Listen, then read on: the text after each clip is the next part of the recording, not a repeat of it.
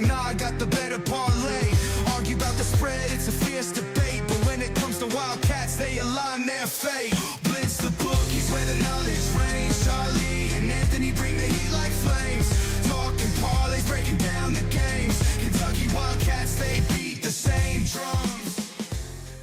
All right, we're back for another episode of the Blitz the Bookie podcast. I'm Charlie Winkle, joined by Anthony Roberts, and it is officially Derby week. Derby week. Kentucky Derby week. It is Monday, and it was 75 degrees and sunny in Louisville, Kentucky. Beautiful day. Couldn't have asked for a better day. And the next 4 days, they're calling for rain.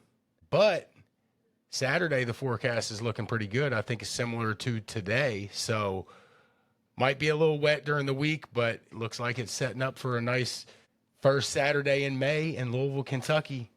But I know one thing, Anthony, it's Monday of Derby week. You can tell me it's going to pour all week. I don't care. I'm ready for all of it. I don't want it to rain, but on Monday, I don't give a shit. Let's go. I'll wear a poncho.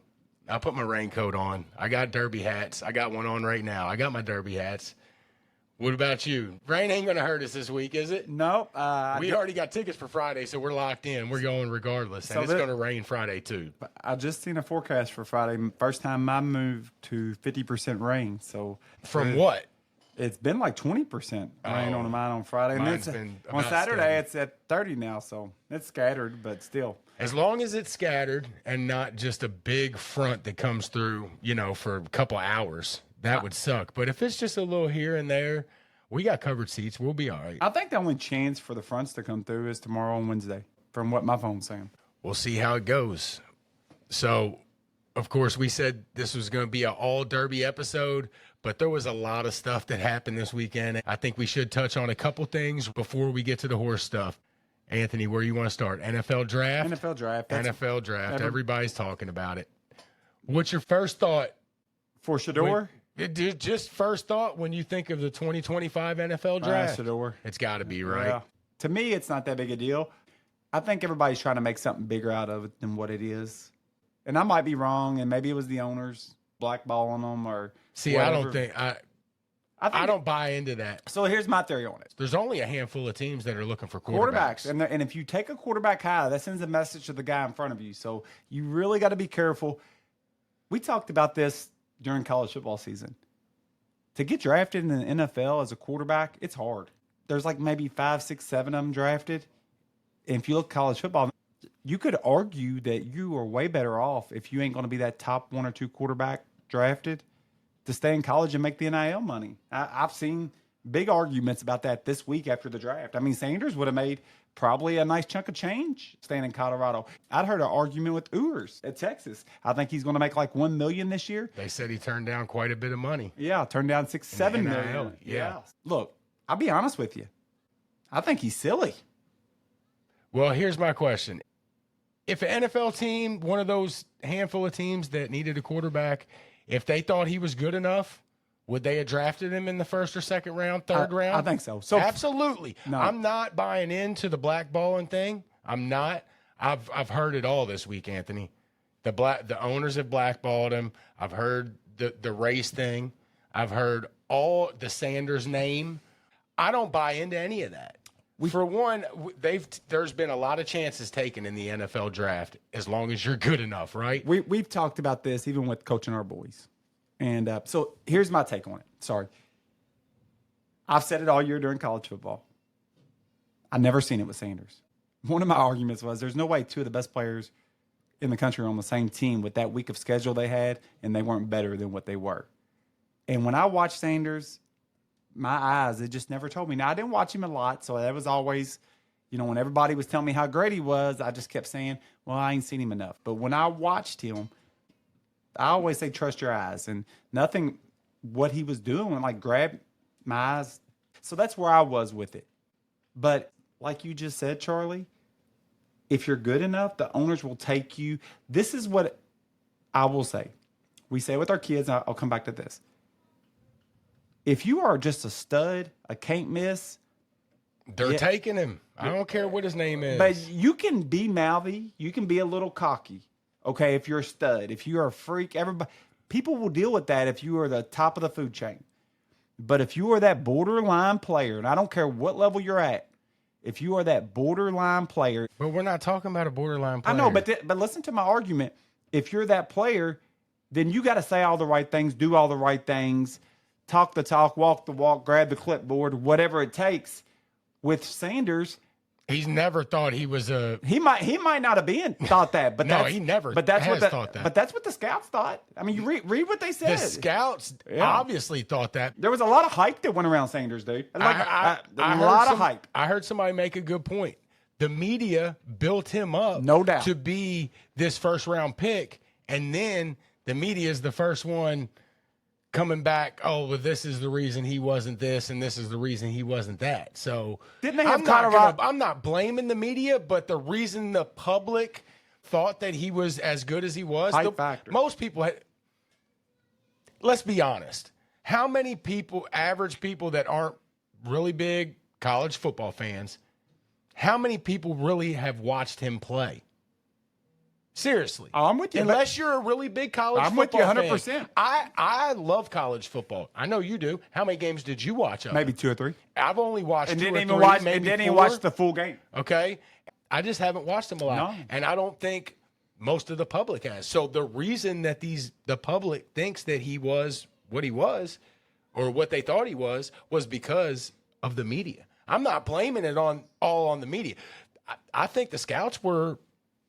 Charlie, Time will tell whether the scouts were right or not. But Charlie, we talked But about. Me and you had a private conversation a couple weeks ago, and we talked about this. We touched on it. Scouts are a lot smarter than they used to be, man. Used to be scouts would maybe even buy into a little bit of that hype. These scouts, dude, they're investing big money in these players. They know everything about these players when they draft them. At the end of the day, it's hard to get drafted as a quarterback. And he never had the. In fact, we talked to people, Charlie. We had friends of ours. You might remember this. They would come up. Colorado, man, they're one of the best teams in the country. They're awesome. They were getting that from the media. They weren't watching them games. Come on, it was the hype. It was the hype train that came with Deion. That's all it was. We both kind of looked at him and said, "What do you? No way, no way." I thought he was good this year, but not good enough to retire your jersey. Yeah. I think he had a 500 record at Colorado. That's not good enough to retire your jersey. And not good look, enough. I'm not trying to pile on the kid, but I am not buying into the blackball and stuff. I'm not, because if he was good enough and one of these teams thought that he could change their team, they would have drafted him. I don't care about the name. I don't care about all the hoopla. I will give the kid credit on this. The few videos that I saw of him over the 2 or 3 days throughout the draft did seem upbeat. He didn't seem like he was. Charlie, he got humbled. He got humbled. Hey, Bottom line, they all got humbled. Did you see that he got pranked? Yeah, Charlie. Did you hear it? No, I didn't hear it. You didn't hear the prank call? I will say this. Hold on. Did you hear the No, prank call? I did not. Okay. It's crazy. And now they're saying the kid that did it, his dad's the defensive coordinator at, look it up. It's like an SEC school, Georgia or something. Ole Miss. I don't remember the school. That's a whole nother layer to it. But this kid, he's a college kid, somehow comes up with his number. He calls him, and he acts like the GM of the Saints. He says he's Mickey Loomis. I think that's his name, Mickey Loomis. Says, yeah, something about we're about to pick you, and then tells him you're going to have to wait a little bit longer. That is dirty. It is. That's a dick move. It is. I would say this, though. Can you imagine that? No, it's horrible. That's a dick move. I would feel sorry for him, Mo. But like I told my son. I don't feel sorry for him for dropping, but for that prank call was wrong. Look, he grew up Deion Sanders' son. They've had the media around him. They've had the hype train going.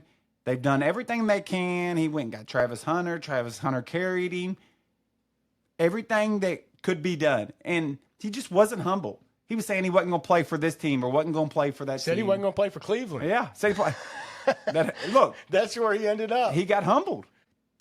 Do I think the owners blackballed him? No, but I think it comes down to risk versus reward. If you're a stud, we will take a chance on some of that baggage. But if you're a player that we just think, maybe, maybe not, at that point, I'm looking at the other things involved. And you got all this baggage. They got humble, dude. And you know what? I have no problem with Deion. I love Deion as a player. I like some things he has said about the NIL. But there's some of the other garbage that's junk. The kid was overhyped. I thought he was. Looks like I was right, but maybe I'm not. He can still prove everybody wrong. But at least at my eyes was seeing with the scout seat because I've never seen it with the kid. The jury's still out. He can still prove himself. Absolutely, he can. But let's not get it twisted. He played for his dad in high school. He played for his dad at Jacksonville State, and he played for his dad at Colorado. And he had his Travis Hunter at Jacksonville State and had his Travis Hunter at Colorado. Both very weak schedules. Got a little bit harder at Colorado. Never played high-level competition. Well, now he is in what is the most interesting quarterback room I have ever seen. Anthony, tell him what it is.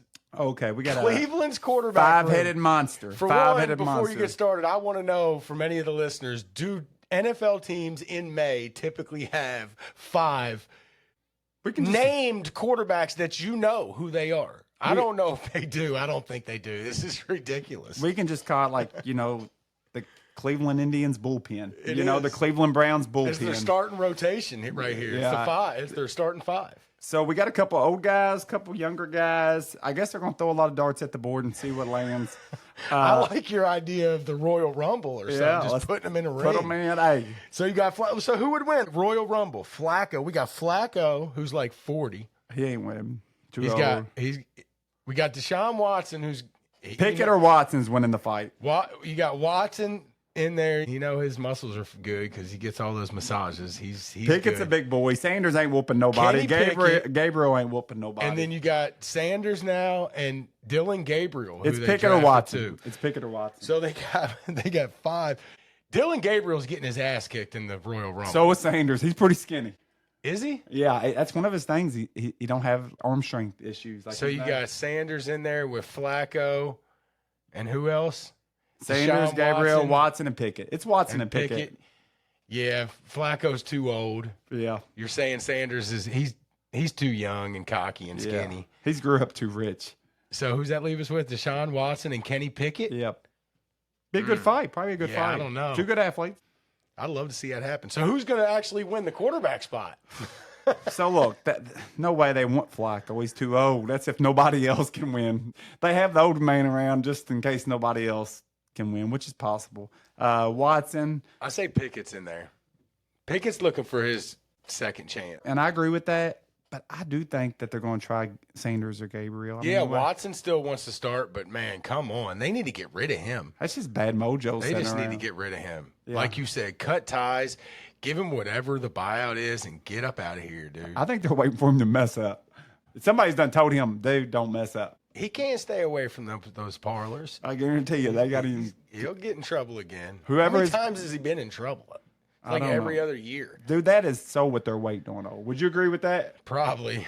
Yeah. I wouldn't play him though. Regardless, he hasn't been that good since he hasn't been good since he played in Houston, and that's been it seems like a decade ago. Yeah. So yeah, I'm looking at Pickett or Dylan Gabriel. How tall is that kid? Like 5'8"? They took him before Sanders. Is he bigger than Scattaboo? Listen, For real, how big is he? he's Is he not 6 big. foot? Is he 6 foot? There's no way he works in yesteryear's football, but maybe he works in today's NFL. Listen, he's a really good college quarterback, makes quick decisions, everything you want out of a quarterback, but he's small, man. He's small. How small is he? He's small. You don't know? No, I just know when I watch him, he looks small. He does look small. The news that really sticks out to me was the Jaguars moving up from number 5 to number 2. Got really aggressive with that. They traded with Cleveland. Cleveland was sitting at number 2, and the Jaguars were sitting at 5. They switched with them, and they took Travis Hunter. Gabriel's 6 foot. They got him listed 6 foot Yeah, on a good day. with cleats on. Yeah, it's but the Jaguars moved up to the second pick. They gave up a lot. Oh, just to move up 3 spots, they gave up, of course, their 5th round, that's what they gave up this year. But they also gave too much. Just Yeah, say they did. gave up too much. They gave up first rounder next year, a number 36 pick, and all they did was move up 3 spots. I mean, if Travis Hunter becomes that guy, which they gave a first rounder next year and a second rounder, a late first rounder, early second. It's 36, so it's second. But that's early second. That's too much, but I love it for Travis Hunter. Jacksonville is not a whole lot better than Cleveland, but man, Cleveland is still Cleveland. Charlie, you know the big news on that. I think they drafted him for offense. I think I've heard that too. Lee, you know Liam Cohen's going to use him. I think they drafted him to start offense. I really do. I've heard that from places. Then I heard it again after the draft. And then me thinking about Liam Cohen, I think they drafted him for. I like it. We'll see. Maybe he's better on offense. Maybe. I just think it's harder to insert a guy into your defense No doubt. just here and there. Maybe they're not even drafting him for defense, though. Maybe they first. I mean, of course, they'll try him there if it don't work out on offense. But what if he gets in and he's just a dynamic playmaker on offense? Then they're going to say, oh, well, he can be dynamic on defense. Put him out there. But he's Liam Cohen wants that receiver, man. There's no way that Jacksonville does not play him on defense. Trevor, no way. You get Brian. He's going to play offense. Brian Thomas Jr. and Travis Hunter. So you're betting he's going to be a starter on offense and a sub on D now? I don't even know if they'll be sub. That's my guess. I don't know. Oh, you don't think he's going to go in on D? Oh, you're crazy. Okay. I'm not saying that. I could be wrong. Well, double or nothing, the 5 I owe you from Kyle McCord not being a second-round pick. Well, I don't know on this one, but yeah, I knew on that one. So that was the big news there. Of course, Cam Ward went one. We'll dig into next week. We're going to really dig into all the teams, who we think won, who we think lost. Wanted to just hit on a few of the big notes there. For the local Kentucky guys, Buffalo Bills, one of your new teams. They're not one of my new teams. Charlie's, he's coming over from the Dolphins. They got big Deion Walker, which I think was one of the steals of the draft. Fifth round? I think so, but going in this year, he was projected first round. I told y'all on here, I seen it. They were a good, solid team early in the year, but they lost to morale after they lost games, and everybody just kind of quit. I'm not saying it's right, but I watched Deion Walker play 2.5 really hard years for us. I don't think he's a punk. I just think they lost the locker room. The NFL owners came. They boycotted. Yeah, they boycotted Deion Walker because you know what? He was just as big of a fall. Yeah. When did Sanders get drafted? What round? 5th? Yeah. I mean, they're almost identical falls, right? Yeah. The kid was Deion Walker at the beginning, not just a couple weeks ago, but mid to late first round, beginning of the year, beginning of the year, and at one point late last year was projected top 5. Yeah, so he had just as big of a fall, and I don't hear any of the complaining about him. Nope. You know why? Yeah, the name. If they like him, they would have took him. No, Same thing with Deion Walker. If they liked him, obviously there was something that they didn't see. We know, we've talked about it. You pointed out how my wife was actually one of the early people to point that out. She pointed out to me because I was taking up for him. I said, because everybody always say they double and triple team him. And I started watching him. I was like, Casey's right. The dude's taking plays off. But that's when we started to lose our team. We had those losses with that tough schedule, and I just think it wore on the whole team. Casey might have called the scouts and shit because it wasn't long after that he started falling in the draft. I'm serious. Yeah. She was like really early on that. Yeah, she was. So yeah, Deion Walker, but they got Harrison. They got Maxwell Harrison, which I don't want to say I hate the Bills. I'm a Dolphins fan, so I dislike the Bills. I really like Josh Allen, so it kind of sucks, but I do like that they've paired up with Ray Davis. And now they got Matt. But, man, I love the stories that came out about Maxwell Harrison the night of the draft. I know y'all have probably seen it. Just super excited, super supportive every time somebody got drafted. What number did he go? Class. That's what number did he go? Number late first round, 30-something. But the guy, he has a lot of class. 30. Literally hugged, high-fived every single guy and looked like he was their best friend, didn't he? And you know what? There's videos of it. He was wanting to get drafted, but guess what? Just because things ain't going your way in life, and it didn't go bad, he still went first round. And he went to a really good. Sometimes when you go you slip to the late first round, or even if you slip to the fourth or fifth round, that benefited Lamar Jackson. And it doesn't just have to be to the late first round, which late first round is always those good teams. You know how I feel. But if you slip to the second or third or fourth, even the fifth, sixth, late in the draft, you might set yourself up in a really, really good situation. Yeah, and going to some I've seen it. Yeah. We've seen it. We've seen it a lot. I told you with Zach Wilson going to Miami, I'd give him a shot just because you can be in some really bad situations. Well, speaking of Miami and Zach Wilson, he might have a little more competition in the quarterback room now. Urs. I like it. I like it. I didn't even know about it until my oldest son, told me the Dolphins drafted Ewers. I said, no, they didn't. And he showed me, and my first initial thought was, I love it. And then it wasn't a couple hours later, you texted me and said, I love this move. I do. I do too. You know, I follow Texas I will a lot. say he's not big. We want to talk about, I mean, I know he's not 6 foot. I think he's 6'1" or 6'2", but he's not big. And I don't think, my eye test tells me he doesn't have a big arm. I'm not a scout. I don't know like what he did in the combine or why he slipped in the draft. Maybe I have to look into that. But to me, I feel like he's very comparable to Tua. He's comparable to Tua. Yeah. No, I really do. I hope.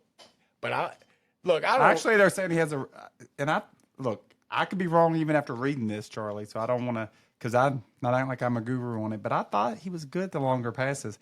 There's his ranking. They act like they say the golden arm kid, and his highest, like as you're looking at his draft profile, his long passing's his strength out of everything. So why did he slip in the?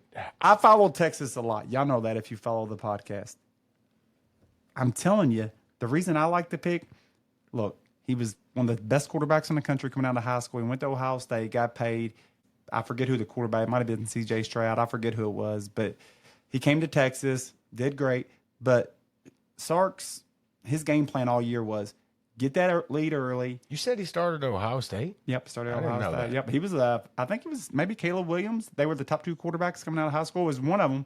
That's surprising because he didn't run from March Manning. It wasn't that he ran. He made some big money at Ohio State, but Ohio State had a loaded quarterback room. It was either Stroud or the other guy. Who was the guy here recently? Was it Field Stroud? Yeah. But anyhow, he came to Texas, did awesome from the very beginning. But Sark's game plan, they had no running game at Texas. And his game plan, he would get these early leads and he would let his defense eat. Like that was his game plan. I'm up. No more chances. Getting very conservative. It almost cost him against Arizona State. I'm going to let my defense eat. That's how much he believed in his defense. I think Ewers could have put up a lot bigger numbers than what he did. I just think they really leaned on that defense when they got up. So I like the pick. I do too. I'm not a Tua hater by any means. I wish Tua would be a Pro Bowler and stay healthy and lead us to a Super Bowl. I don't care who it is. I just want to see the Dolphins win some playoff games. I've told you, I've said it on here, I think. My number one is Kentucky sports, Kentucky basketball and football. But I'll tell you what, Anthony, I'd probably right now in this point in my life, I would probably rather see the Dolphins get to a Super Bowl than anything in sports. I think it's been since I don't even know when the last time we won a playoff game. Honestly, maybe Chad Pennington, and we've never really made a run. I need my Dolphins to win some playoff games and get to a Super Bowl before I die, Anthony. Man, I really thought y'all had a nice team last couple of years. Like y'all had, and then we went into the Game of Thrones in Kansas City, and this year Tua got hurt again. Last year he stayed healthy, and we made it to the playoffs. We just slipped up a little bit at the end of the year and ended up going to Kansas City in the first round of the playoffs. Tua is not a cold weather quarterback, Charlie. I wouldn't even start Tua. Like if he would been my quarterback all year and he was my ride or die, he put up big numbers. But if we were going into snow, I'm going to pull Nick Saban like he did with Tua at halftime with Jalen Hurts. I'm pulling somebody. I'm going to just go to Tua and say, look, dude, you know it. I know it. Everybody knows it. You're not built for this. Can Ewers play in the cold? I think he's from Ohio. Is he? I know he went to Ohio State. I'm not sure.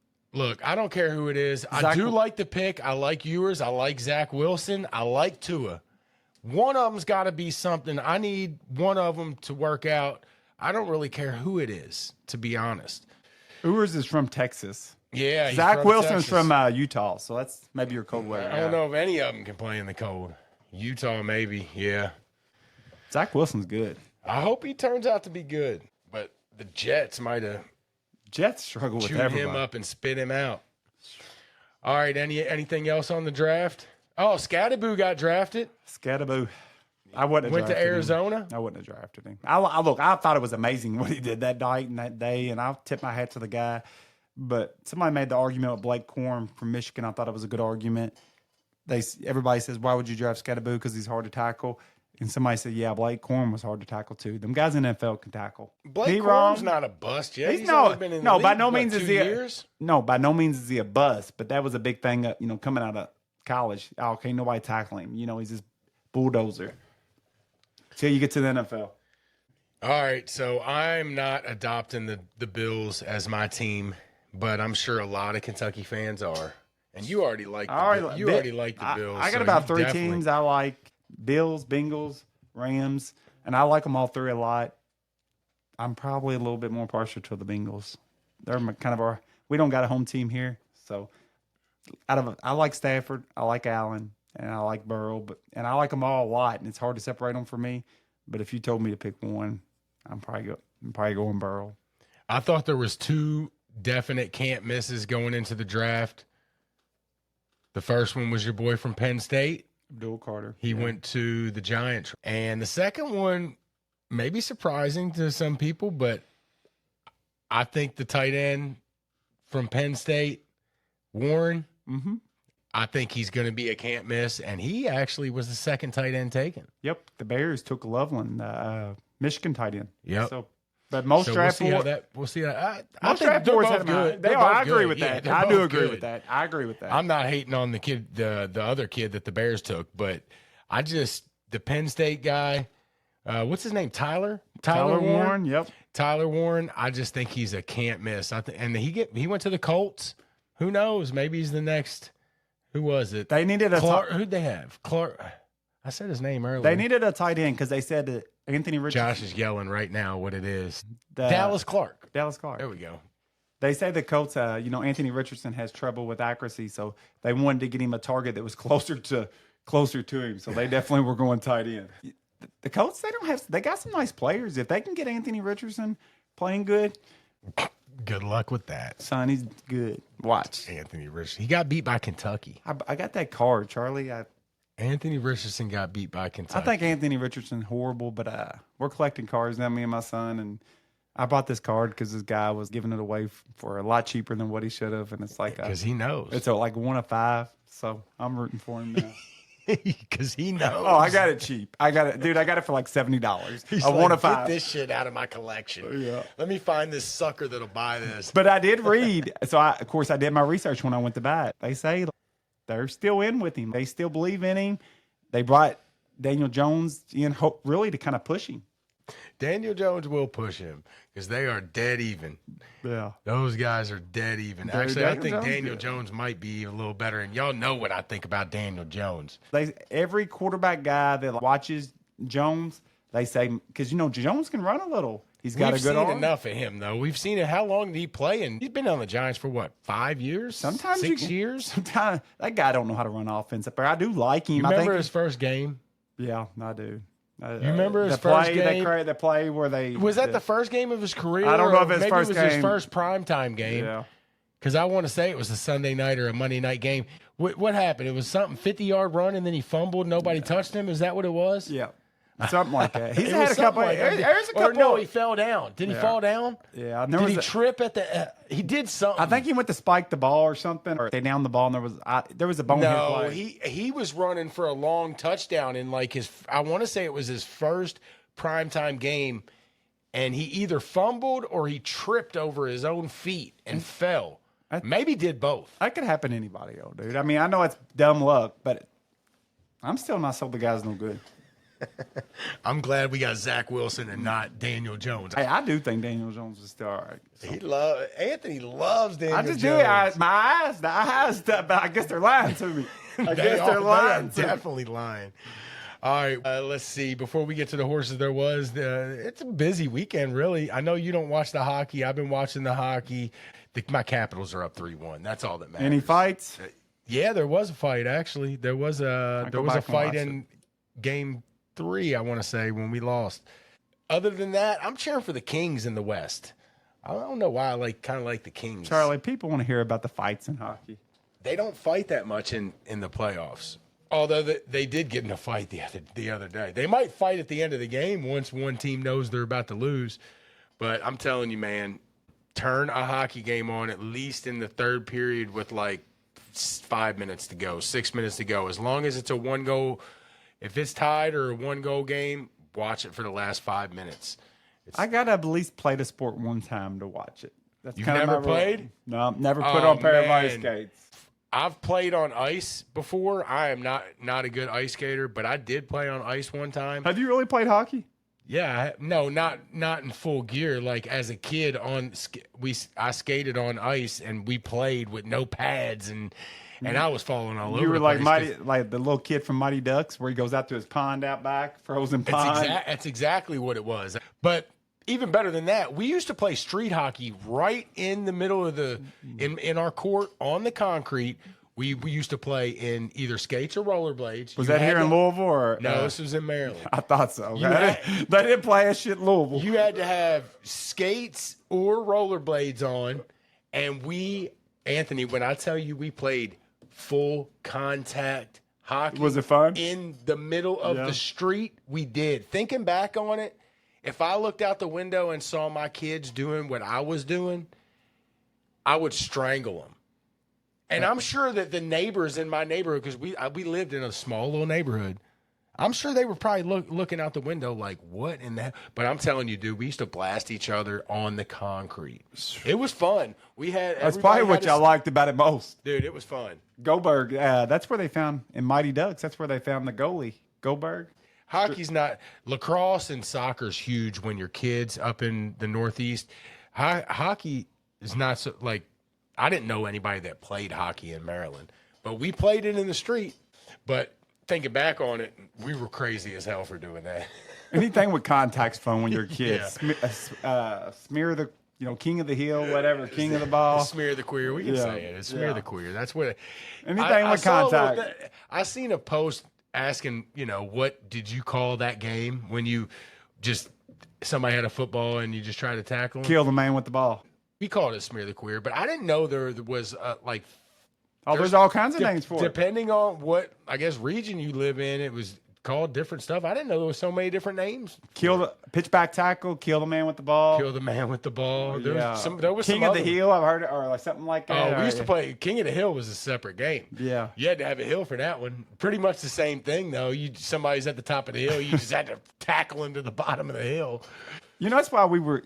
we always talk about how these new age kids aren't tough. That's why we were such good tacklers, dude. We tackled all the time. Yeah, we did. We played full contact football too. And I go outside, my kids are trying to play tackle football, and I'm like, no, two-hand touch. How many bones do you think But we broke and didn't go to the hospital? I always think like when kids, like my daughter goes to the hospital and has a little fractured bone, and I get upset. That ain't no break. Well, it's happened to me twice in the last 6 months. How many times do you think we broke little bones like that and didn't go to the hospital? Dude, I think I might have broke 5 or 10 bones like that and never went, like the little small fractures. I would have like pain in my arm for like a week and then it'd get better. It was probably a fracture. Yeah, maybe. I might have played right through a torn ACL that I might still have to this day. I know I broke my ankle one time. I know without a doubt I broke my ankle one time. Didn't go to the hospital. I know I broke some fingers too. Yeah, and didn't go to the hospital? No, I never went to a hospital. I've definitely broke a couple of these fingers. My son's had 2 broken arms in the last 6 months, dude. And I doubted him both times, too. I feel like an asshole.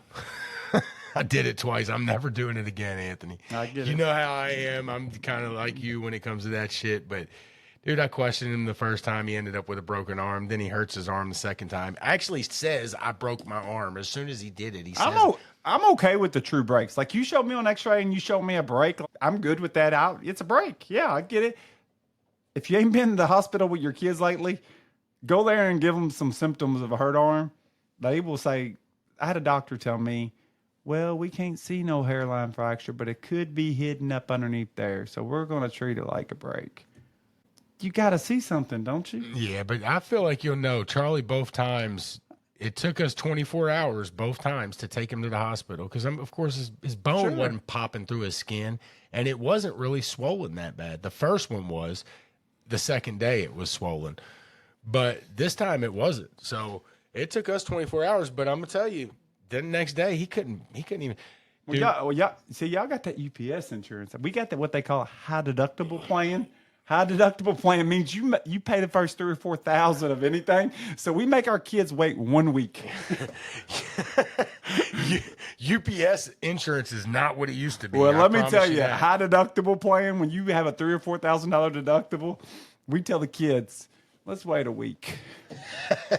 I felt bad for the waiting the day, but the next day he couldn't move his arm, dude. See, I would have helped him through that. See, if you just keep moving it for him. So no, I'm we joking. we had blitz pictures that night for baseball. Yeah. And we just got him back. Yeah.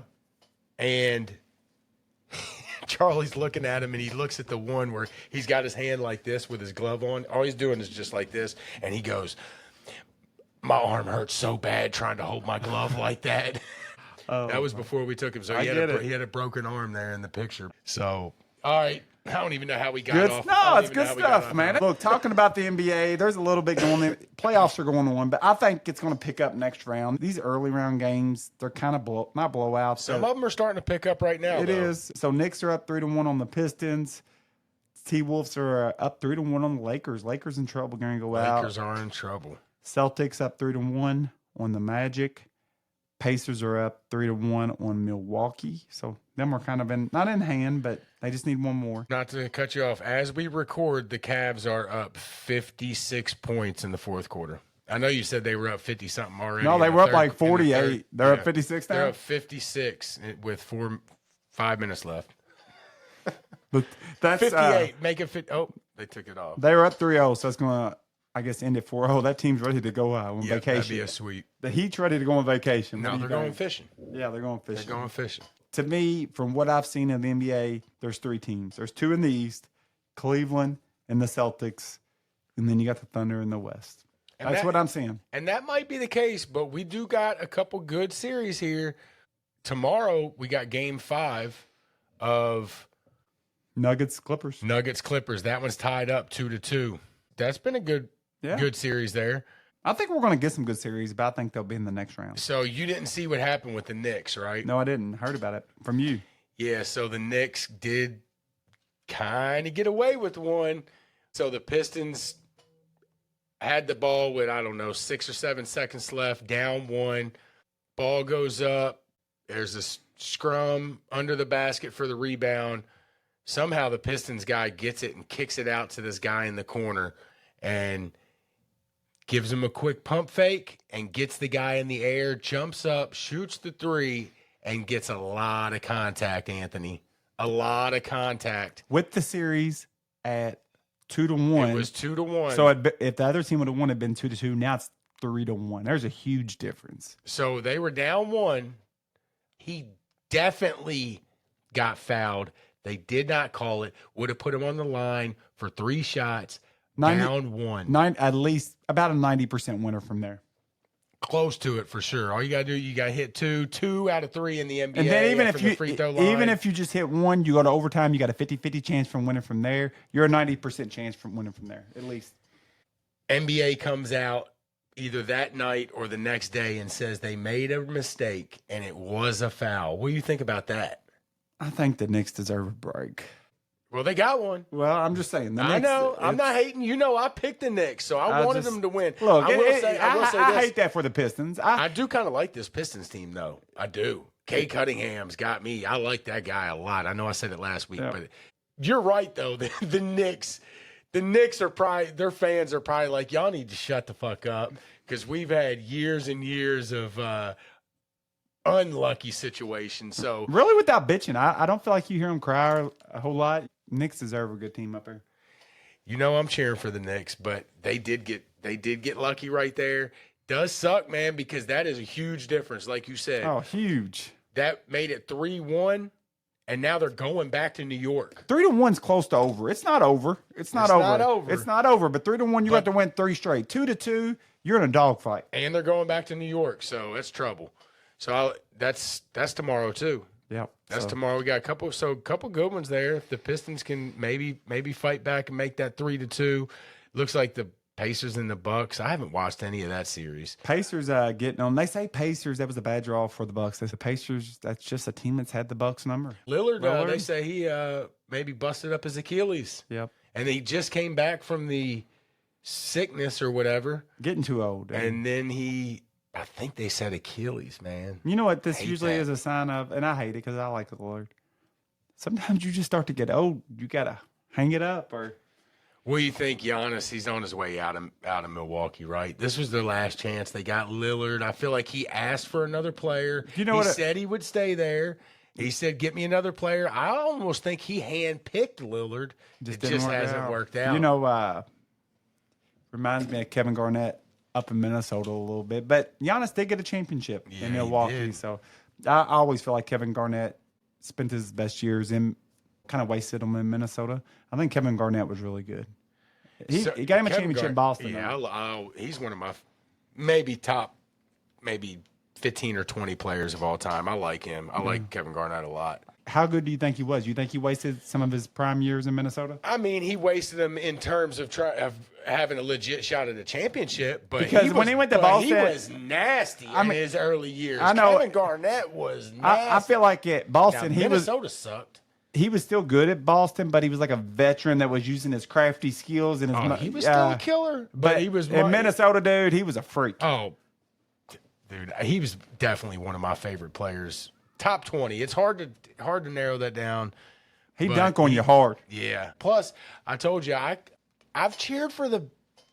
If I've had one team that I'd say I cheered for the most over the years, besides whatever team Jamal Mashburn was on, it was the Celtics.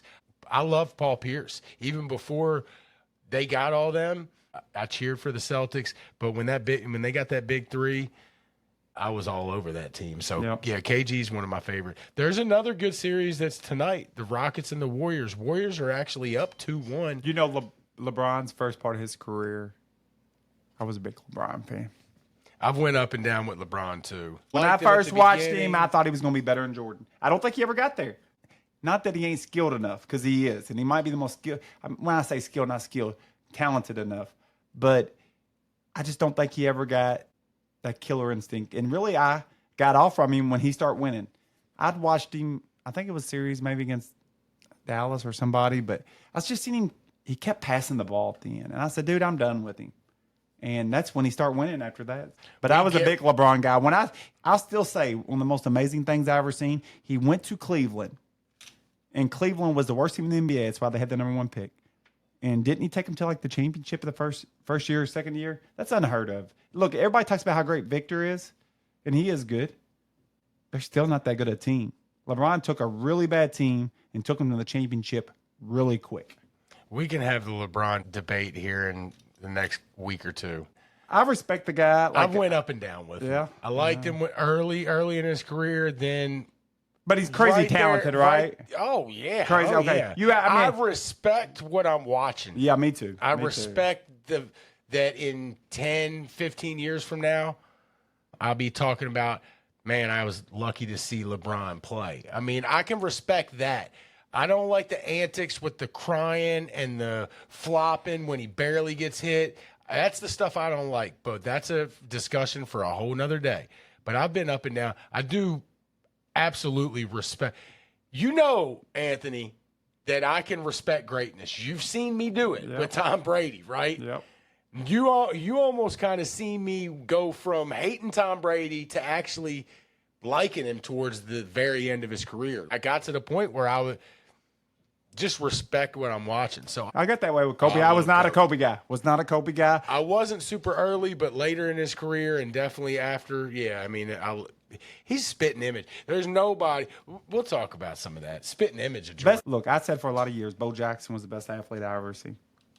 I think LeBron surpassed him. I think LeBron's the best athlete I ever seen. I don't even think it's close. We can have that conversation for sure. Best athlete.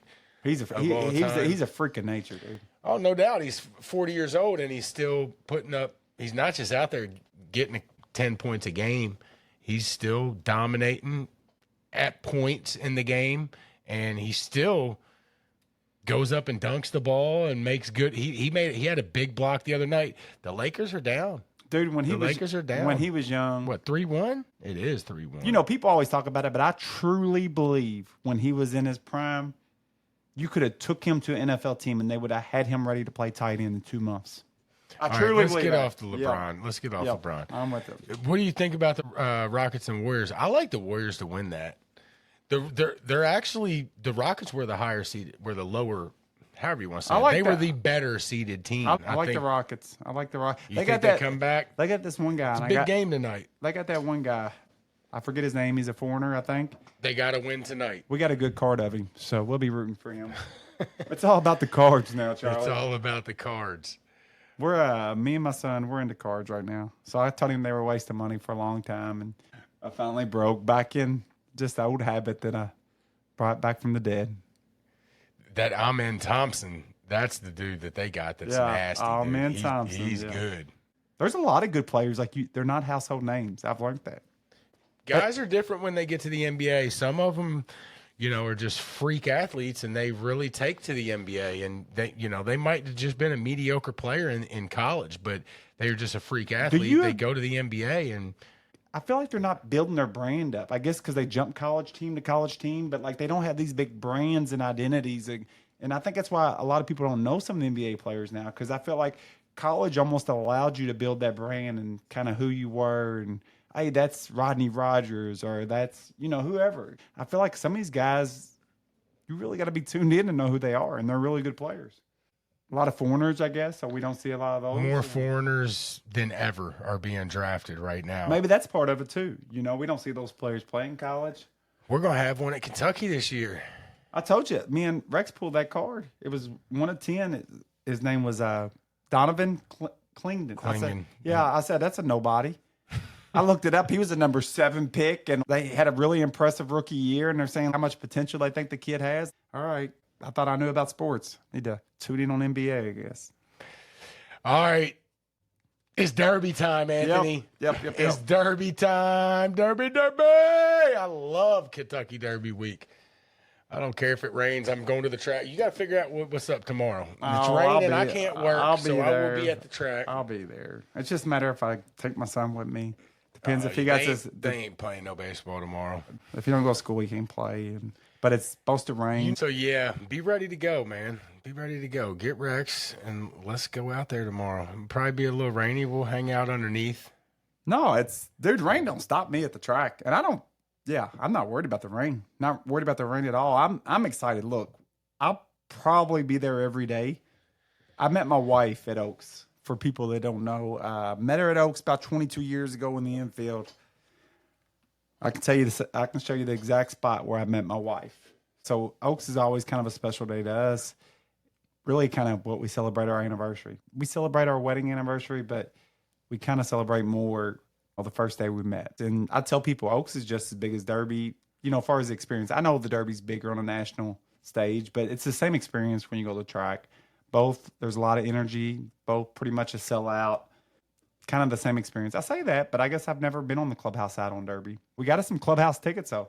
So that's kind of big time. Yep, so we'll be there. What's this, our third year going to clubhouse, Charlie? Yep, we'll be in the clubhouse on Friday. So we have graduated from the infield. So for those that don't know, the infield is like, you just go over there in some shorts and T-shirt. And used to let you bring a cooler and you sneak in liquor. They try to find it. And you go out there and you get really drunk. There's usually bands out there.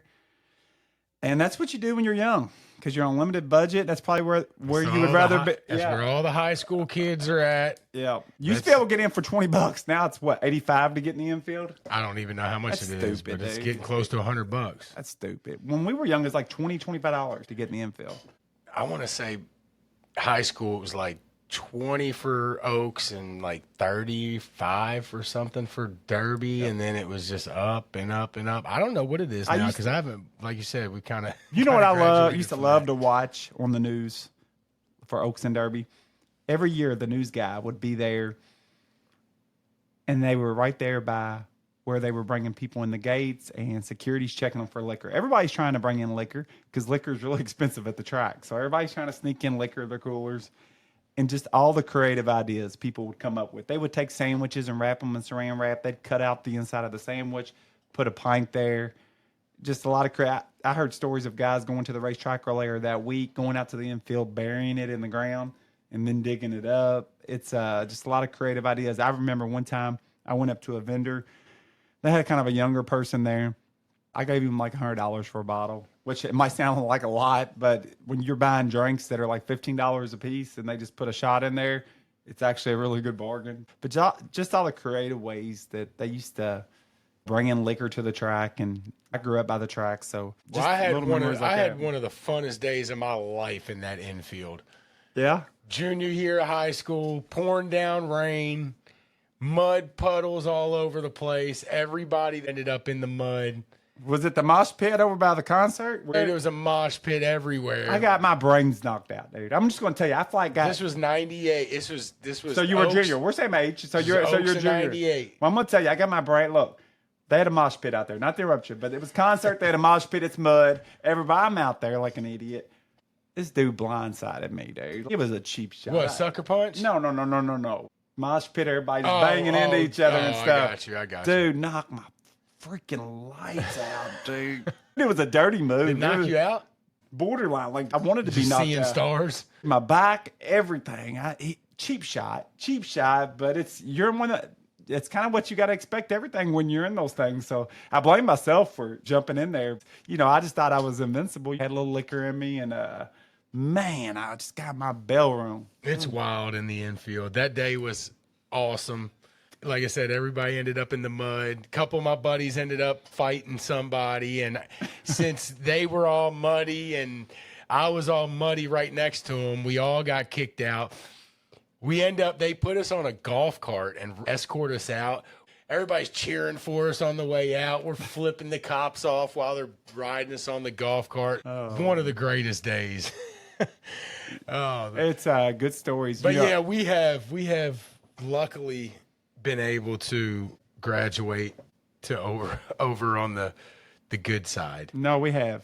And Charlie, you shared that story with me this past week. I've been telling everybody, and maybe you don't think it's as funny as me, but I think it's absolutely hilarious. About a friend of yours got right. You know, Barbaro's probably might be one of the most iconic Derby winners of our lifetime. He ended up dying after the Derby the next race. He was undefeated. They got a statue right in front of Churchill Downs. Just really an iconic Derby winner. Everybody knows the name around here. Well, Charlie had a friend that was working for Churchill Down, and one of his friends, he was just a vendor, just working concessions, young. He snuck out there to the winner's circle after the race, right there as they're celebrating and taking the official Derby winning picture with the family. A very proud moment for this family. They bred this horse probably. And Was there 15 people in the picture? yes, Maybe? I mean, just like that's a picture you want to put on your mantle forever. If you own horses, that's the pinnacle. And there's one official Derby picture. That's the one they put on ESPN, the newspaper. Everywhere at the track. It's all over the place. It's the official picture And for Charlie's Barbaro's winning. What year was that? Anthony? I don't know. 96. 90. I think it was 96. and Charlie's friend, which was a vendor, had his tag around his neck. Got right in the middle of the family. Right dead in the middle. Well, this wasn't my buddy. This was this is the guy I know. It was his buddy. Now, the guy I know is known for getting into a lot of places on the court after Louisville wins the national championship. They got vacated. He'll sit behind the Kentucky bench, or he's always sneaking somewhere. So, yeah, they somehow finagled their way right by where the picture was getting taken. He said he was actually petting Barbaro. I'm not even lying. Oh, He said he was petting Barbaro. This guy is, I mean, look, if you're listening, I think it's awesome, buddy, but he was just a vendor. He's working for like a concession. And here the proudest like Aramark or something. the proudest moment of this family's life, all the connections to the horse, big smile, and right in the middle of their picture that sets up on their mantle in their $10 million home is a picture of a guy they don't know that works for Aramark and is at the center. He is the focal point of the picture. He's got a red polo shirt on, stands out like a sore thumb, and like Anthony said, front row, down, like squatted down in front of him holding his number 1 up. If you said there was one focal point of the picture, It's him. besides the horse, it's him. Red shirt. Nobody else. Everybody else is dressed to the T, and he's got a red polo shirt on. And you can see the security guy I think it's security guy kind of grabbing for his shoulder. The guy right behind him. Yeah, and I think right after there, he got kicked out, right, Charlie? So the way my buddy tells it, I was really surprised that he backed off from that because, like I said, he's known for sneaking into stuff. But I think he knew not to get in that picture. He knew it was going to be an automatic fire. So Barbaro is one of the most famous horses of all time. Would you say? Definitely of our lifetime. I wouldn't say, yeah. I mean, top 5 or top 10 horses of all time, right? There's a statue of him outside of Churchill Downs. Yeah, I don't know if I'd put him there, but I think of our lifetime, the story behind it was special. Yeah. I'm the not story saying about, one of the best horses. Yeah. I'm saying one of the most hype. Besides American Pharoah, I think that he was the most iconic Derby winner of our lifetime. Look it up, guys. Barbaro official Kentucky Derby winner's circle picture, and see if you can spot the sore thumb. It's good stuff. Please look it up. Please look it up. It's not hard to find. Like, as soon as Charlie told me, I Googled it. I was like, oh, Jesus Christ. Can you imagine what that family thinks? For one, can you imagine what they thought the very first time that they saw the picture? And then now, 25, 30 years later, can you imagine every time they look at that picture, you know you think that guy you think that guy owns a big blow up of it? No doubt. I guarantee it. Dude, I'd have the nicest picture of it you've ever seen. I'd have one in every room. Dude, I'd have like a framed up $1,000 frame. I'd have one in every room. I'd have stickers made up. I would tell everybody I was part owner in that horse. It is a really cool story. Especially, it would have been with any Derby winner, but especially that it turned out to be Barbaro. You think that ever got him a honey pie? You think he's sitting in his apartment or house? You know, he had the picture and said, "Hey, I was part owner." And he's lucky he's lucky he didn't end up in jail that day. He did lose his job, I think. I don't think they can take him to jail for that. I don't think you can. I think it's great. I think it's awesome. But I don't think they can take you to jail for that. I want to know what that family thinks about it when they see. Dude, they gotta laugh. At some point, it's got to be funny. If I was him, I would probably got him photoshopped out. Dude, if I was him, I would. If I was him, I'd contact the family. I'd be like, I just want you to know that this has been special for me, and I hope it's been special for you. I thought you was gonna say, after all these years, I knew I did wrong, and I'm sorry. That's what. I like your call better. I thought you was going to say, look it up. Barbaro. This has been great for me. I hope it's been great for you. Yeah, it's been a great story for me and my family. Listen, look it up. Barbaro Derby official winning photo. He's right there. Red shirt, air mark, tag on, number 1. That's what he's holding up, the number 1. Sticks out so bad. Hey, at least he didn't do something dumb. Number 1, Oh, man. He's squatting down like he's with his homeboys. Nothing against you, buddy, because I think it's awesome. But you can kind of he's around a bunch of snooty duties, and you can kind of tell he don't belong. You can definitely tell he don't belong. Nothing against him. No, he's in there with a bunch of rich. He would have been just like I was. Yeah, he would have been. He's in there with a bunch of rich, like billionaires. Yeah, and he's got a Portland fade, and he's squatted down, putting a number 1 up. With that was the haircut back in the day. Yeah, that was the haircut. Yeah, I mean, that was the haircut back from the day. That's great. Oh, all right. Let's get talking Derby. So, Charlie, for me, Derby's special. My grandmother's boyfriend, which I kind of called him my grandpa. I don't know what you want to call him. They were bookies down where they worked. You've heard the stories, but he introduced me to horse racing. I learned how to read a racing form at a really young age, and horse racing's always been a love for me. We grew up by the track, so we went a lot. I used to park cars. We used to do everything involved with the Derby. I can tell you so many stories for me. Been in the security office probably at least 8 times when I was underage betting. I think after a while, it got funny to them. You know, they'd catch me betting, and I'd go to the security office a million times. A lot of memories at the track. We used to go with my grandmother. We used to go every day after she retired. I can tell you, from 87, I was born 82, 87 to now. I can probably tell you every nook and cranny within everything that hasn't been built in the last 15 years. Because when we were kids, me and my cousins would play hide and seek in there, and we went back in every little back room. When the track's not busy and you have all those areas, we would run around, and it's just the track's special, always been special to my family. We've been going to the clubhouse the last 3 years, folks.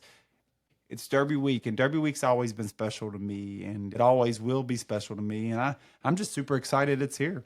So before we get into the horses for the Derby, what is your favorite Derby week moment that you've ever had at the track? You got something? Well, I met my wife. It's hard I guess to cap that's out. it, right? Yeah, no, it is. I mean, meeting her. Yeah. How old was y'all?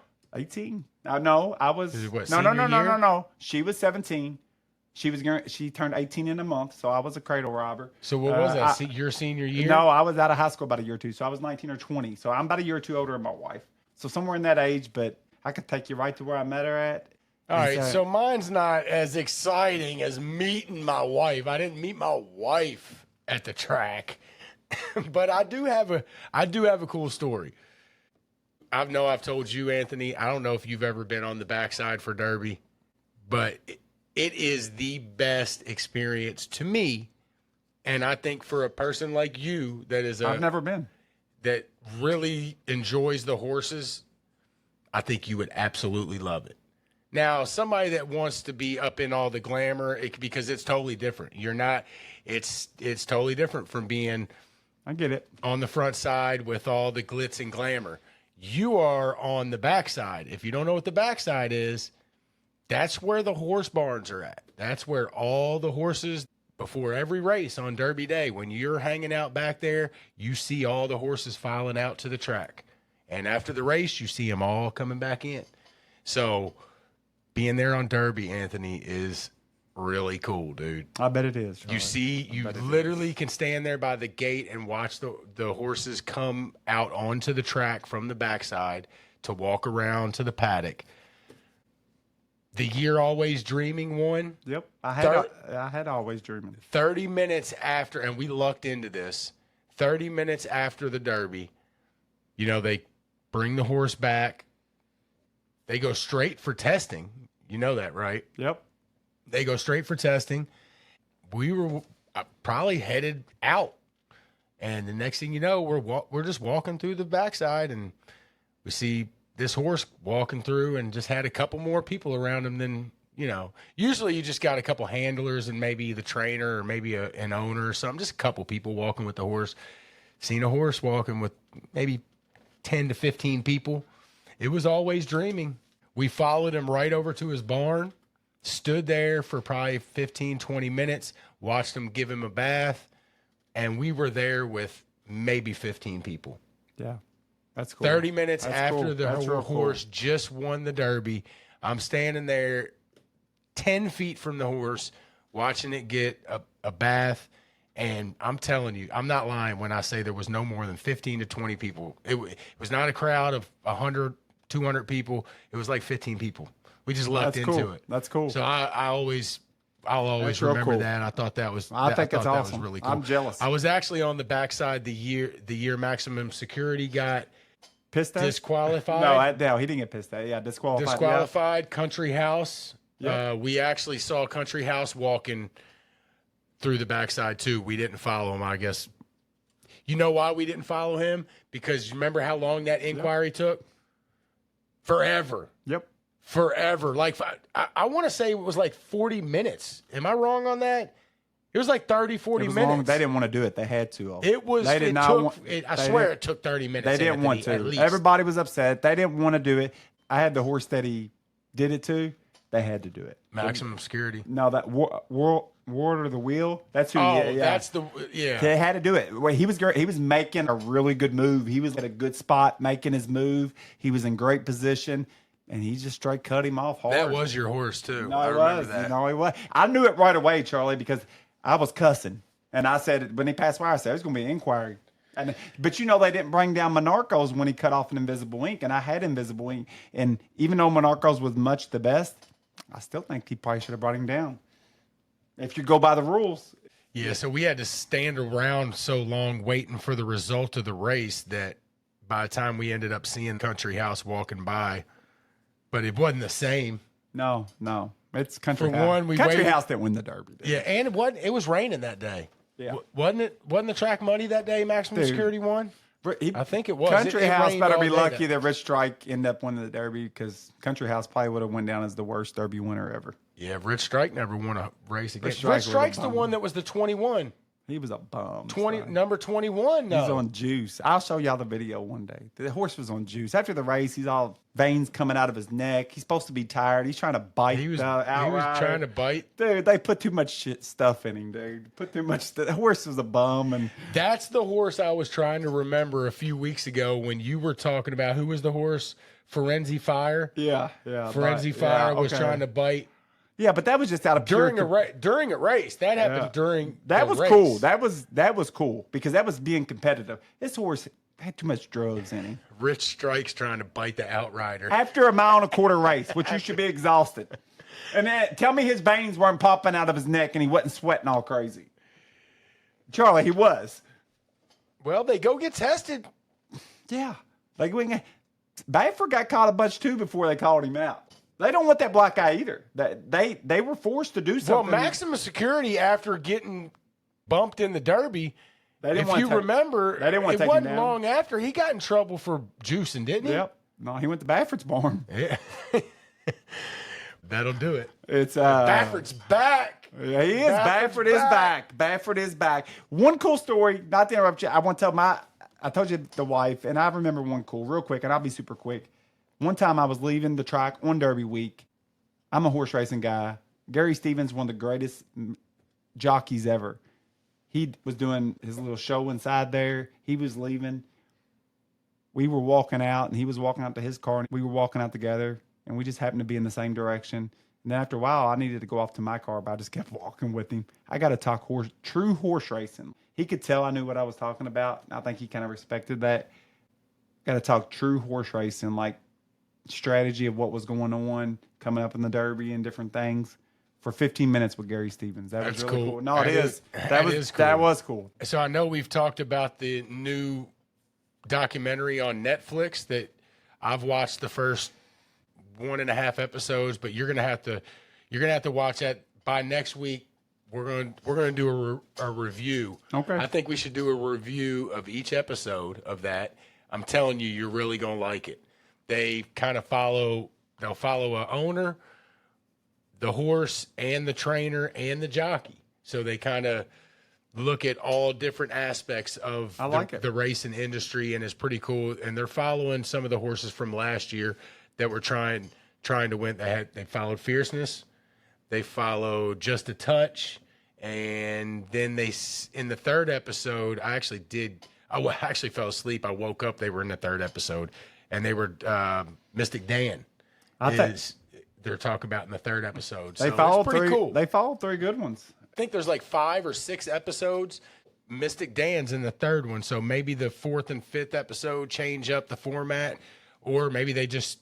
I heard it's good. I heard it's good from not more than just you. I've heard it. Yeah, I heard it's good. It is really good. But speaking of Gary Stevens, and I'll have to look this up. I just thought about this. Do you remember that there was a horse racing show on HBO maybe 10 to 15 years ago, and Gary Stevens was in it? Was it a movie or like a show? I want to say it was a show, but maybe was it a movie? Seabiscuit? What? No. This was a show. I think it only Toby. lasted for like one. I'm gonna have to look this up too. I think it only. Somebody tell me. Maybe Josh is yelling at us right now. There was a show. I want to say it was on HBO. Gary Stevens was in it. There was some other people in it too. It was a really good horse racing, like it wasn't a documentary, it was an actual show, but Gary Stevens was acting in it.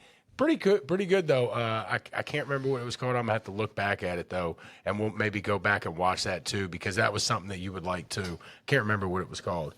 You know, it's exciting. Like you said before, I interrupt you. Baffert is back. That's the big news, guys. Baffert's back. But I'll say this. I would say he don't have the balls to dope no more. But in saying that, Baffert's back. That's big for the Derby. Baffert, I'll listen to an interview. You can hear in his voice that he was glad he was back. It was a bad situation. I'm not going to fault Churchill. I'll fault Baffert a little bit, but I'm not going to hate him for it. I don't think he did no different than what some other people did. But when he got caught, he didn't like it, and he tried to fight it. And that's the part. Churchill had to do something. There was a lot of pressure from a lot of people thought the government was going to get involved. No other track wanted to do nothing. They were just sitting there just waiting for the next person to do it. And Churchill took the lead. And, Baffert had a lot of stuff swept underneath the rug. And he's not the only one that's been caught. So I'm not going to say that. But I just didn't like what he did when he got caught. He wanted to keep fighting it. You got caught, dude. And then the excuse he made was ridiculous. So it was just a bad look on him. But he's back. And I think that's good for the Derby. I'm happy for Baffert. I like Baffert. He's a good trainer. He's won a lot of derbies. Had a lot of great horses. He's a great trainer. He's got a lot of big owners that buy him a lot of $1 million horses. He's actually married to a Louisville native, the newswoman. What was her name? Jill Byrne? I don't know what her name is. I didn't know that. Yep. She was on news for forever. You can tell Baffert loves Louisville. Look, the Derby's the biggest thing in horse racing for a horse racing person. You go to these other areas, and horse racing's fun and big, but it's not a whole month of celebration. Anthony, the Preakness is in Baltimore, and I'm telling you, 75% of the people that live there don't even know that it's Preakness Day. Yeah, I believe I'm serious. it. I believe it. And so it's a big event here, and I think anybody that loves horse racing can appreciate that. Them guys, that's what they do. And to come somewhere where it's so big and people don't normally recognize them trainers from other areas. I mean, a few horse racing people might, but when you're in Louisville, they know what Bob Baffert looks like. Hell yeah. Bob Baffert can't go anywhere around here without getting noticed. So, Nowhere. It's not like basketball or football where these guys are just mega stars. They're stars in their own little world and they're with their own fans. But when they come to Louisville, they are mega stars. And it's just a big event here. We're very proud of it in our city, and I think rightfully so. If you've never been or been a part of it, it's a big deal. A lot of fun things leading up for it. And yeah, we're not a big city, big monster city, but we're not a small city. We're a mid-sized city, but it's a really cool event if you've never been or been a part of it. But in saying that, he's back. You got the coach. They call him the coach because he got about 7 big-time assistants or somewhere in there that are now big-time trainers herself. Wayne Lucas, he's won many derbies, probably one of the greatest trainers of all time. I think is 92. Is that right, or is he 88? I don't know. Might be. But I know that Seize the Gray actually won the Preakness last year, won the Pat Day Mile. I won all kinds of money on that race last year, if you remember. And they say he trains his horses too hard. He runs them too much. And then right when everybody's running their jaws about him saying, oh, that's an old school approach. You shouldn't run them but once a month. He runs them about every 2 weeks, it seems like. And guess who's got the horse with the most races under their belt in the Derby? Always Wayne Lucas. He runs the hell. I think I heard him say one time, I don't got time to sit around and wait. And I look at this, I just scan at his past performances, and it looks like he's been racing for about 2 years. You know why I have so much respect for him is because he's had so many guys that have been. Todd Pletcher is one of them, one of the best trainers in the world. He's got other, Dallas Stewart. There's several of them, but when they left him, a lot of times those assistants, take some business with them. Some of the owners and people they have relationships with. He never has begrudged them of that. And I've read that. And that's why he's had so many successful assistants. And nothing against Bob Baffert, because Bob has been just as successful as Wayne Lucas, are both two of the best. But Bob don't put those assistants out because I've read that he kind of don't allow his assistants to get that close with the owners. So, I just think that's a very humble thing to do, a very unselfish thing to do. And that's why they call him the coach, D. Wayne. I would listen, I'll have my Derby picks. I kind of like his horse a little bit. But if he could win and ride off to the sunset at his age, I would be happy to lose all my bets in the Derby race for him to win that race. He won the Preakness here he won the Oaks a year or two ago. Remember when Pletcher his longtime assistant, which is one of the best trainers in the world now, waited out there and congratulated him after the race. That was he won it with that filly. What was her name? A couple years ago, I forget. But after he won it, as he was coming back to winner's circle, Pletcher's filly lost. Nest was Pletcher's filly. He beat Nest, and anyhow, Pletcher was waiting on him right there as he came through the tunnel to congratulate him. And Pletcher just got second in that race, and he had the favorite Nest in that race, and Lucas just beat him, and he was there to congratulate the guy that showed him how to train horses. I know who that. I know. I do too. I know who won that race, and I cannot think about it. Yeah, it's so I would love to see Wayne get one there. That would be awesome. And so it's 89 years old. 89 years old. I disagree with Anthony. I am not trading all my bets for him to win. I would. No. I would. 89 years old. Guy still riding a horse out there training, son. Well, speaking of American Promise, which is D. Wayne's horse, he is one of the six, Anthony, true speed horses that want the front. I heard Coach say the other day that he thinks some horses are faster than his. I think that's something. I think he's going to try to lay out the pace. Anthony, I don't know if I can remember a Derby in a long time that had six true speed horses. There's plenty of speed. That's a lot. Plenty of speed. Plenty of dead closers, too. I feel like you want to be somewhere in the middle because there's always dead closers, all this speed. I think you want to kind of have some tactical speed and be right behind kind of the speed. Having a front runner in the Derby is going to be really tough. It's happened, especially if your horse wants to be like on the lead or within a length or two of the lead. And it's hard to have a deep closer. But I will tell you this, Sierra Leone changed my outlook a little bit on the deep closer. That horse was a beast. I'm not a huge fan of these deep closers, but there's some deep closers in here too. But Anthony, to me, the speed in this race is what I think is the biggest story. 4 of the 6 speed horses are in the first 5 post positions. Mm-hmm. You got your one horse. Who do you think's getting the lead? You got Citizen Bull in the 1, Neo Equos. Both of those horses want the lead. Those are the 1 and the 2 spots. Then you got the 4 position. Rodriguez wants the front. And then you got the 5 horse, which we were just talking about, American Promise, wants the lead. So within the first 5 post positions, you're telling me 4 of those 5 are going for the lead? They ain't all getting there. Something's going to happen down there. I think that is going to be the most interesting thing to see, especially right out of the gate, is what happens down by the rail. Who can get out of there? Your other 2 speed horses, one is at the 20 spot, way out there. Yeah, he's a miler. He has no business in the Derby. In my and opinion. Almighty, but he's going to the front. Oh yeah, I think if he can get there. Yeah, he's a miler, so his speed should be a little faster. As he starts stretching out, he was probably one of the not top horses, but he was in that group. But as he starts stretching out, his breeding says a mile and a quarter is too much, and it kind of showed that when he stretched out. But he got his points, so he's riding in the Derby. Yeah, so Owen Almighty's out there in the 20, going to be going for the lead, but that leads me to the 6th speed horse that wants the lead. You've talked about him for the last week or so. I know I've heard you saying this horse's name. I don't know how you feel about him now, but East Avenue, he'll be there, is going for the lead, and I think he set up the best to get to the lead. You got 4 out of the 5 down there on the rail going for the lead. There's going to be some action.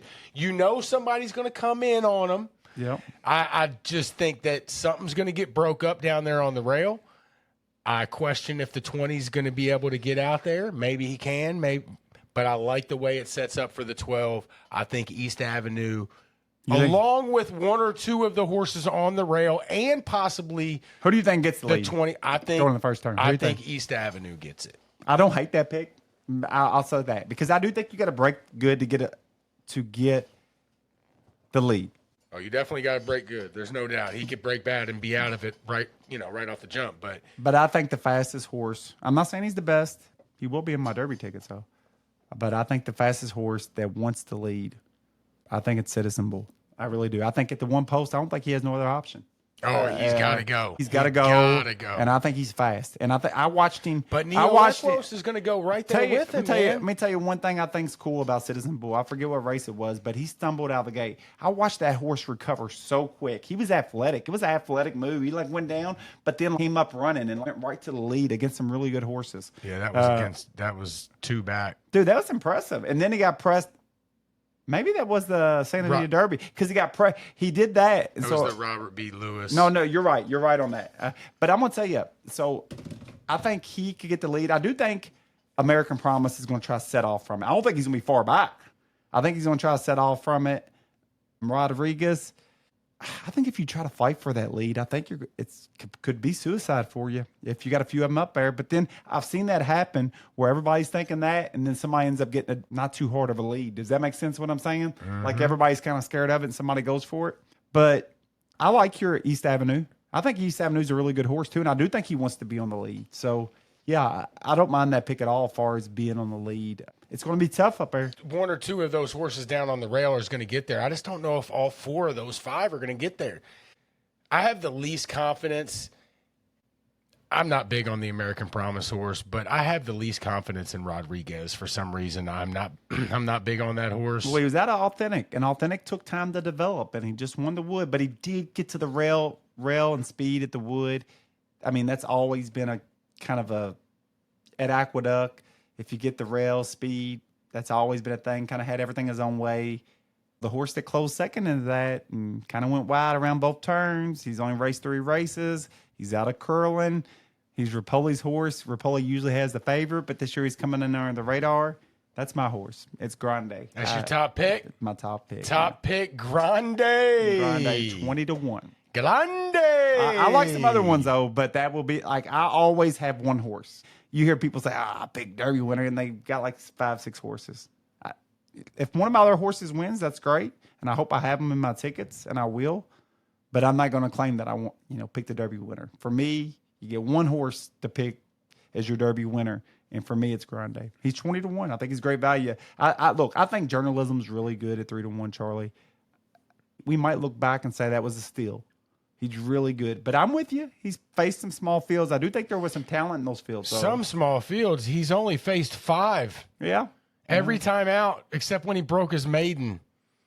5 horses he's running against. He's running against Rodriguez, Citizen Bull, Barnes, when he's Baeza. There's some good horses in there. But I'm with you. I like the analogy because he will be racing against 20 horses. There's no doubt that it's a different game. I love how he has tactical speedo. I do like that horse. I do, but I'm not giving 3-1. I'm not betting on the favorite. So I might put him in maybe a couple of my exotics, but he's not going to be my pick. I do think he's a solid horse, but 4 out of 5 races, he's only raced with 4 other horses. No doubt. 5 horse fields in 4 of his 5 races. It's going to be a different ball game come way different. Come first Saturday of May. Just talking about a few things that I like. So American Promise, they paid a fortune for him as a baby. It's D. Wayne Lucas. He ran him, but the old saying on D. Wayne is when he gets a horse right, he can keep him right for a long time. He runs his horses more often than other people, and some people think that's crazy. He's an old school trainer. If he runs back his Virginia Derby with the time that he ran and just the fractions he put out, I would argue to say that's good enough to win this race. It was a pretty crazy race in number that he ran in the Virginia Derby, but that is the Virginia Derby. They paid a lot for him as a baby, but he hadn't really panned out. I mean, he was running in big races. He was working his way up, and he won the Virginia Derby. So he to me is the wild card, American Promise. Not that I like him, not that I don't. He's the wild card. To me, I like Citizen's Bull a lot. I think he has an excuse in the race that he lost. Didn't get the lead. A horse cut over in front of him. He definitely needs the lead to win, but I do think that horse, he gets on the front end. I think that horse has a little dog in him. I really do. He had a tough Santa Anita Derby. The Luxor Cafe is one, Charlie, that jumps out at me. That's the Japanese horse. Can't do it. He's out of American Pharoah. I saw that. It's not like he's just bred over there. I don't know much. Wild card. Once again, he's a wild card. The Burnham Square horse is the one that he's done nothing, not done a whole lot wrong. Who was the Japan horse last year? I actually got on him. It was Forever Young. Forever He Young. probably should have won. Probably should have The won. only time I've ever liked a horse not from America in the Derby, and you're right. Probably should have won. He ran really, really, really well. Man, I'm not buying in on either of these. I hear you. I'm not really either. You think they think there's some collusion going on with them getting put right next to each other? Oh, I don't know. They're probably over in Japan saying, what the? They throw us right next to each other? Yeah, well, they got good posts, though. They got really good posts. 6 and 7, that's where you want to be. I mean, it's not maybe exactly, but that's pretty strong posts. So I kind of tell you where I'm at right about now. I really like Sovereignty. I really, really like this horse. I'll be honest. That's Godolphin. Is that Godolphin's horse? That's Godolphin, ain't it? No? Yep. Sure is. Yep, that's a Mott. I like Mott too, because Mott takes his time. Alvarado. Mott takes his time with Mott. his horse, so he didn't rush that horse. I actually kind of like Tapping Street too. Tapping that ass. That's what the Onans call him. Tapping that ass. Chad said, "That's my horse, man." As soon as he seen the name, Tapping that ass. That's my horse. He scratched. I kind of like that horse though. That horse looked good. Tapping Street. I'm kind of glad he scratched. I hate saying that, but I'm kind of glad he scratched for my own sake because I was considering him. You can only have so many horses. know, I get it. I get it. I know. I was considering him, but I don't think he was going to be my top pick. So I'm kind of just glad that he's out, even though I think he would have made the race maybe a little bit better. I thought that was a solid horse. But, man, Sovereignty, he did get beat by Tappan Street in that last race. But I like Sovereignty. But I'm going to tell you what, my top pick right now, and I will preface this by saying that I have studied the top 10, 1 through 10 post position pretty well, like pretty deep into those 10. The next 10 I looked at, but not nearly as much as I looked at the first 10. So I do still need to do some research on some of these horses. Sandman's one you might want to look at. I'm fading Sandman. I got you. I'm fading I wish Sandman. he was one that was out because I don't think I'm on betting. You want him to be out. But I don't think I'm betting, but who think the horse gets a big time move at the end? I really do. The horse got talent. He's out of Tappet. Yeah, he'll be able to get the distance. Tappets will be able to get the distance. He's going to get a lot of money too. That horse is going to get bet. Sandman. I think he's probably like the third, fourth pick right now. I'm gonna be honest. I'm gonna be honest. What's his odds? 6-1. I'm gonna be honest with you. Oh, I do not. He's probably the second pick, isn't he? I think hands down, like I would sit down with somebody and I would argue with any handicapper out there. I think hands down the best value in the race is Grande. I just do. He had 2 impressive maiden wins. Can I get to my pick? He's out of curling. Yeah, my bad. Sorry. I can't get to my pick? No, you're right. You're right. Huh? You're right. I got some value, dog. All right. I got some value. All right.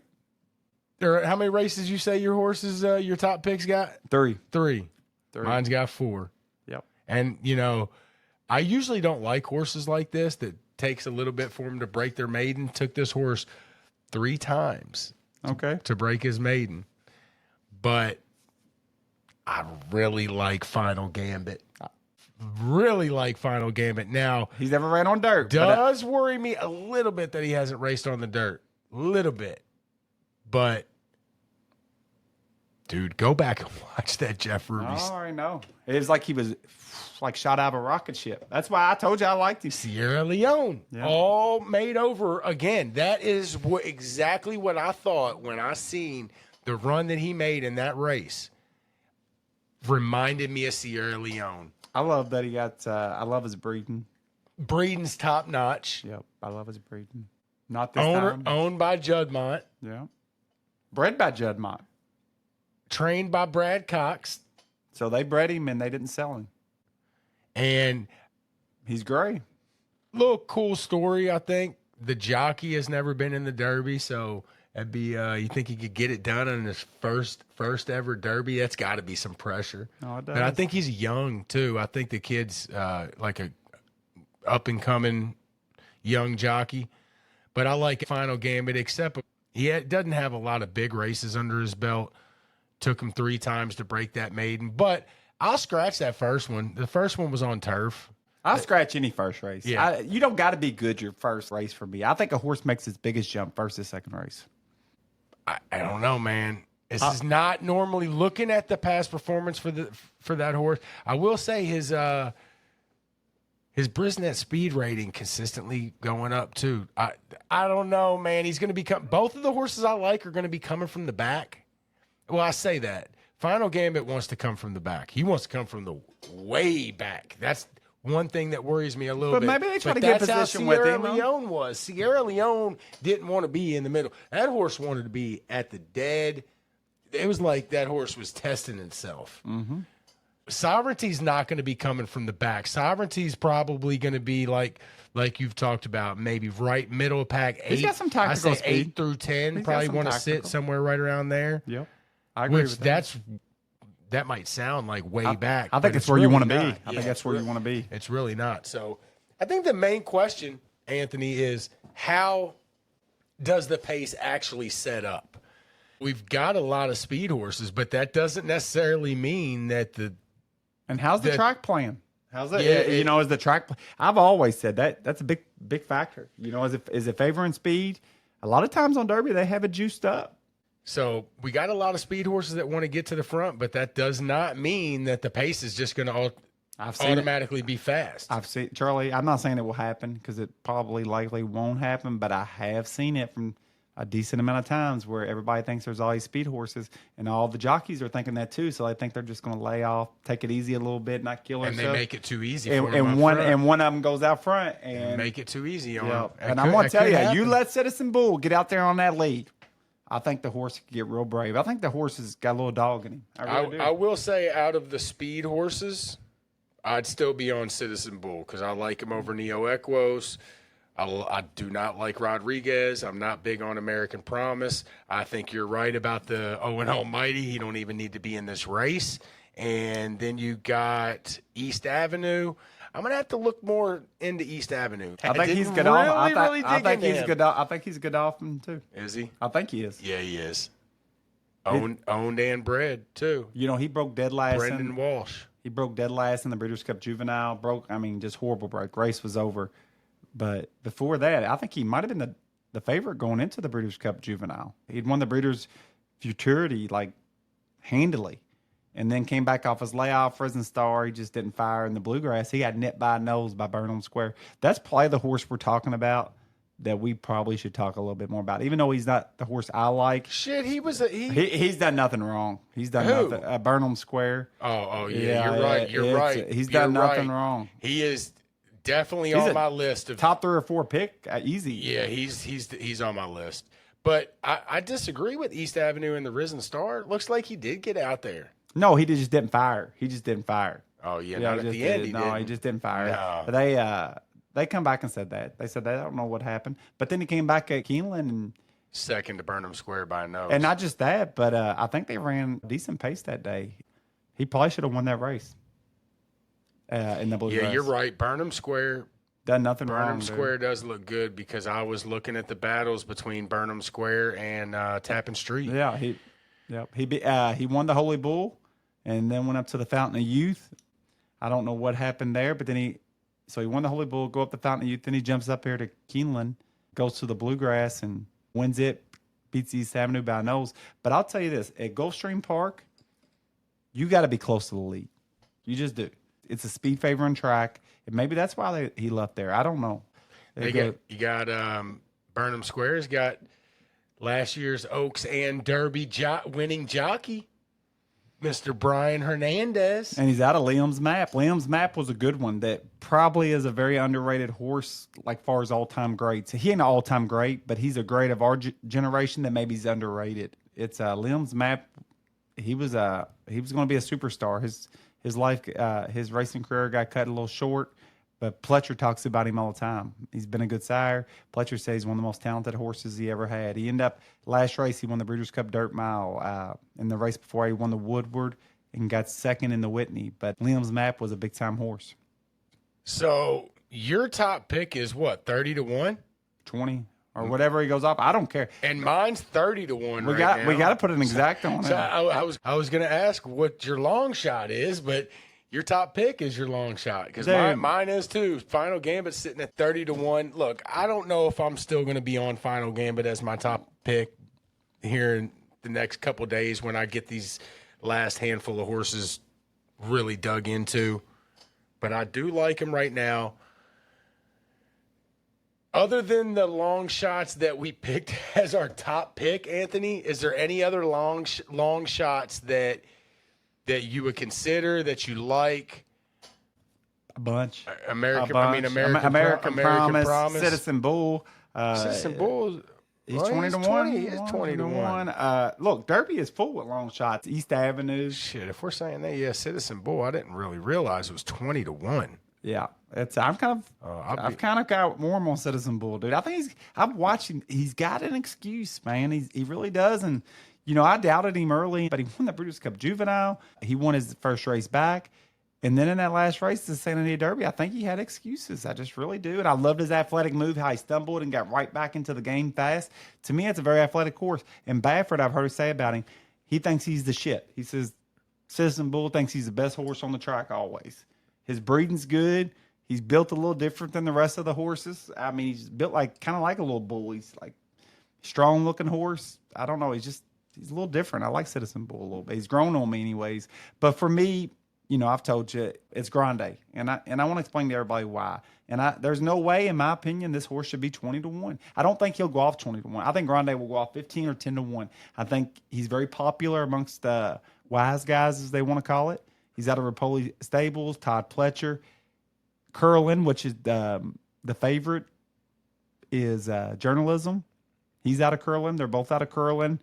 Curlin is really known to have really good female horses. Remember that year we went to the Breeders' Cup, Charlie, and all three of them were out of Curlin? That was a great distaff. It was, and they were all he was a superstar, one of the greatest horses of my lifetime. Has done really well as a stud, but usually produces great women. He ain't produced a lot of great males. Well, this year he has two in the Derby, and Journalism, the Derby favorite. But then you got Grande.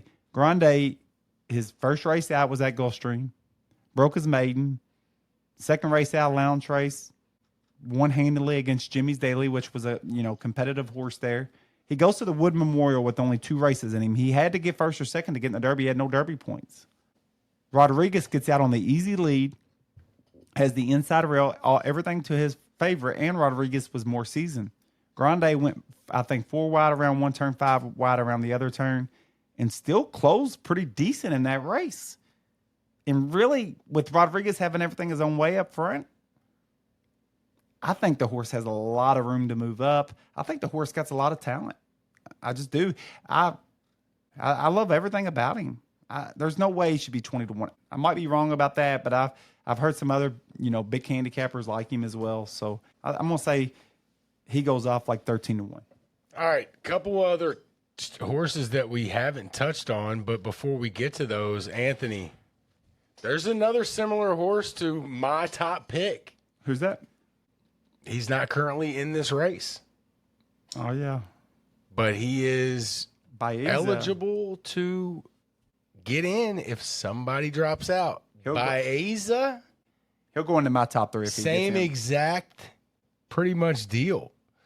Took him 3 races to break his maiden. And then in the Santa Anita Derby, run second, within a length, second.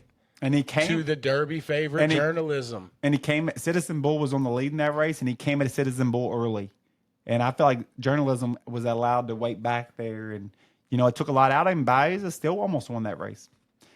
So I will be watching if that horse draws in because I love the way he looked in that Santa Anita Derby. Now, again, 5 horses in the Santa Anita Derby. But the quality was there.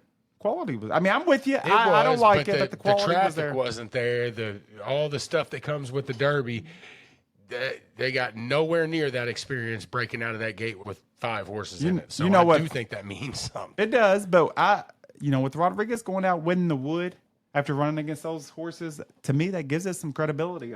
But I'm with you. I do think it matters. For me, what I like about Baez, I like everything you said about him. But to me, his mama's Puka. Look, studs get all the credit in the horse racing world. No, Puka. P-U-C-A. Puka. I hope I'm pronouncing that right. Nakua? Which she was out of Big Brown. Yep. It's Brown.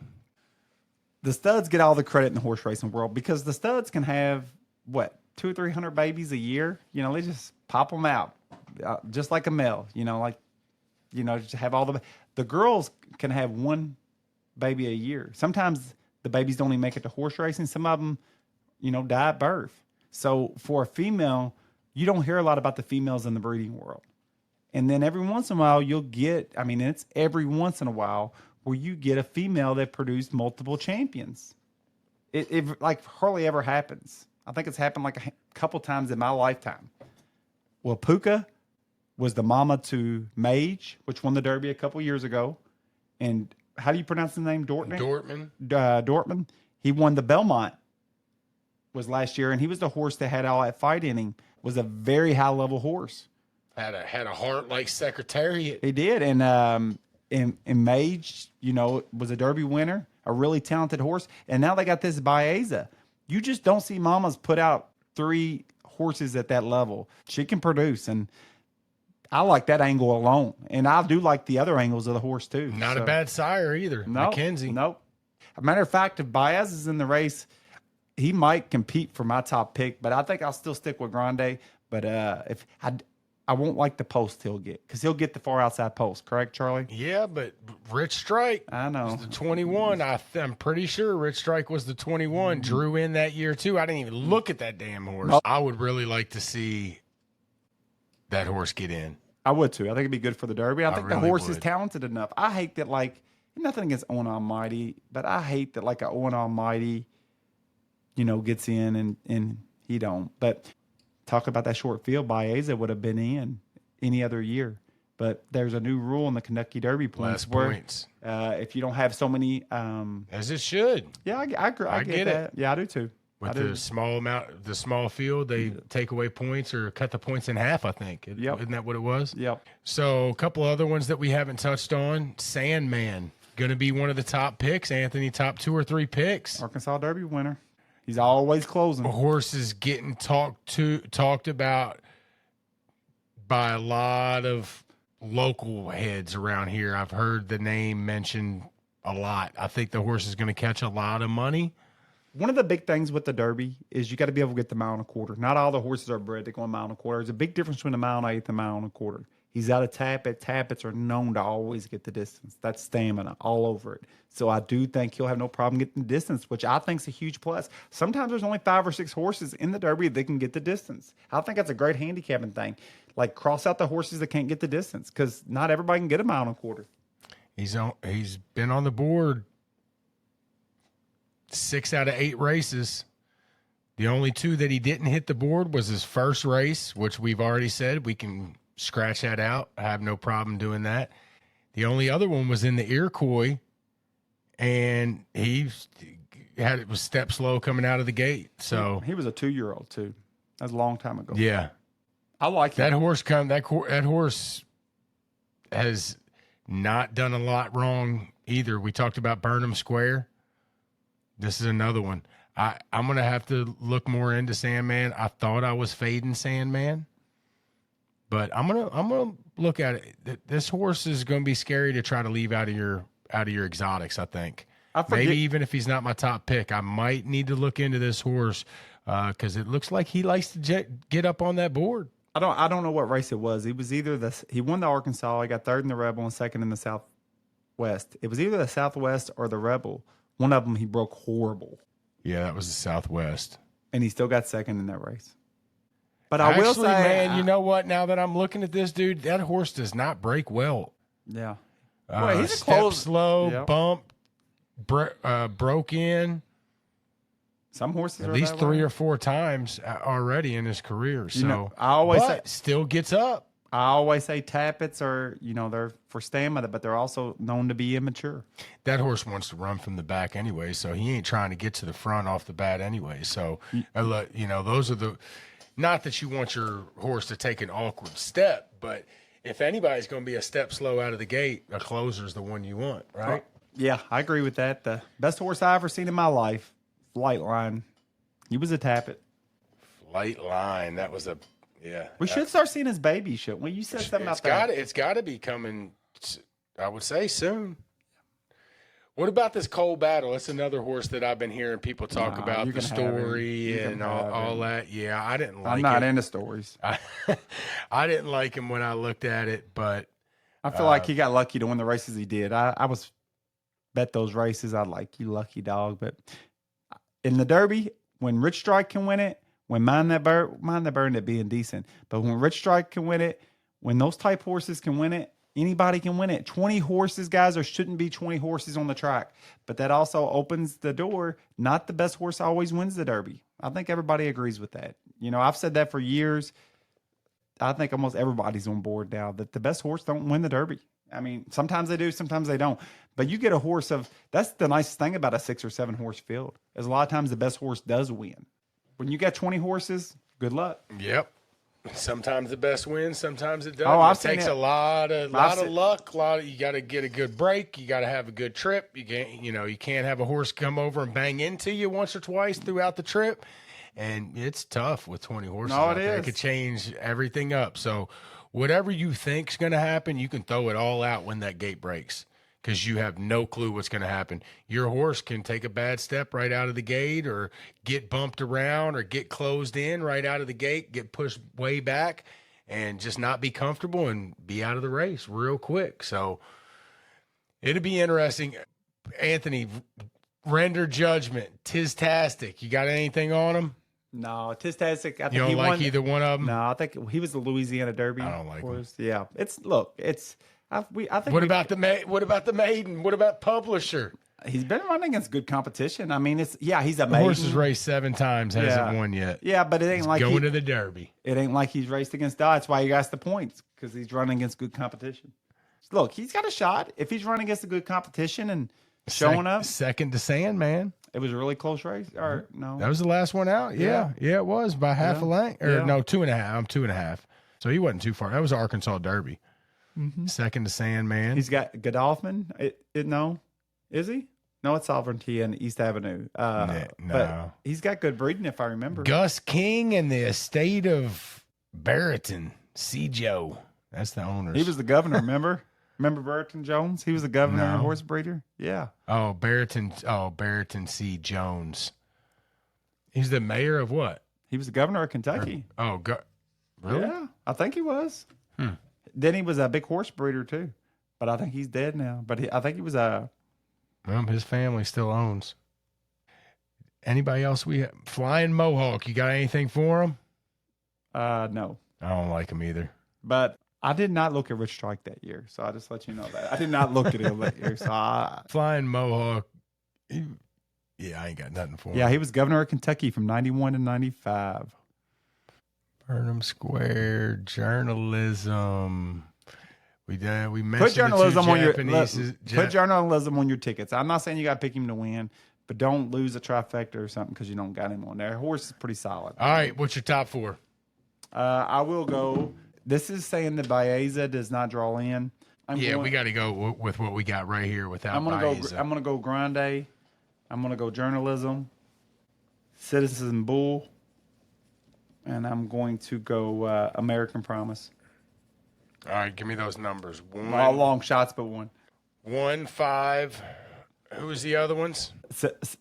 Journalism for second, Citizen Bull, American Promise. Journalism. Yeah. 8. And Grande, the 10. So you're on the 1, 5, 8, 10. You got the 10 as your top pick. Yep. And journalism is second, but a close third would be Citizen Bull. And I'll put American Promise number 4. I do think if American Promise runs back to the Virginia Derby, watch out. They say he's the best looking horse in the race. So they say he's a very intimidating picker, American Promise. My top 4, Final Gambit, Sovereignty, And then I'm going with the favorite, journalism, and I'm throwing Citizen Bull in there right now. Final Gambit, sovereignty, journalism, Citizen Bull. I tell you what, American Promise, the horse I was saying, I don't think it's being talked about enough because he's done really good as a sire. He's out of Justify, out of a tap at Mayor. Don't get much better than that. I sure don't. You know, I never gave Justify enough credit. I didn't, and I'll say it. I think American Pharaoh was better than him, but I think Justify has made a better sire than American Pharaoh. The only horse we didn't mention, Anthony, was Chunk of Gold. Chunk of Gold. He'll probably win it. I'm serious. Here's your winner. Chunk of Gold. A bunch of seconds. Yeah, that's his point. He likes to finish second. I ain't got nothing for Chunk of Gold, though, but you never know. He guys. needs the rain clouds to open. Anything can happen. I promise you, if Rich Strike can win it, anybody can win it. Well, look, if you don't listen to our picks, I probably wouldn't. Just make your own picks. Yes, no doubt. Make your own picks. No Don't doubt. listen to shit. Everybody's got their own picks for Derby. Everybody thinks you make your own picks. It's a crapshoot. And then if you win it, you'll feel really good about it. That's but the if thing. you're gonna listen to anybody's picks, CT's Derby picks will be coming out Friday night, probably late Friday night. I heard he's got some inside information. Late Friday night. CT's Derby picks. If you're going to listen to anybody and take anybody's advice, these are the guys to listen to. We'll be posting it on the social media accounts. We couldn't get them early enough to get it on the episode, but I'm going to get it Friday night. He's charging for his picks. So, guys, tune in because these are picks that he is actually charging a lot of money for. So, he's a track guy. Call him a little bit of an insider. He's got some information. They got the information, and they've been hitting the road and finding out, all the information they can. And these guys they always have the information nobody else has. So. They got the top information. I mean, it's the information you hear from them, you will not hear from anybody else. I can promise you that. That's worth it in itself. All right, Anthony, before we get off here, we do have to mention the paddock, the new paddock at Churchill Downs is maybe, Churchill Downs was already the greatest racetrack, right? Wait, but I would say 25 years ago it was falling behind, but they've done so many renovations. They've caught us up. We're the best again.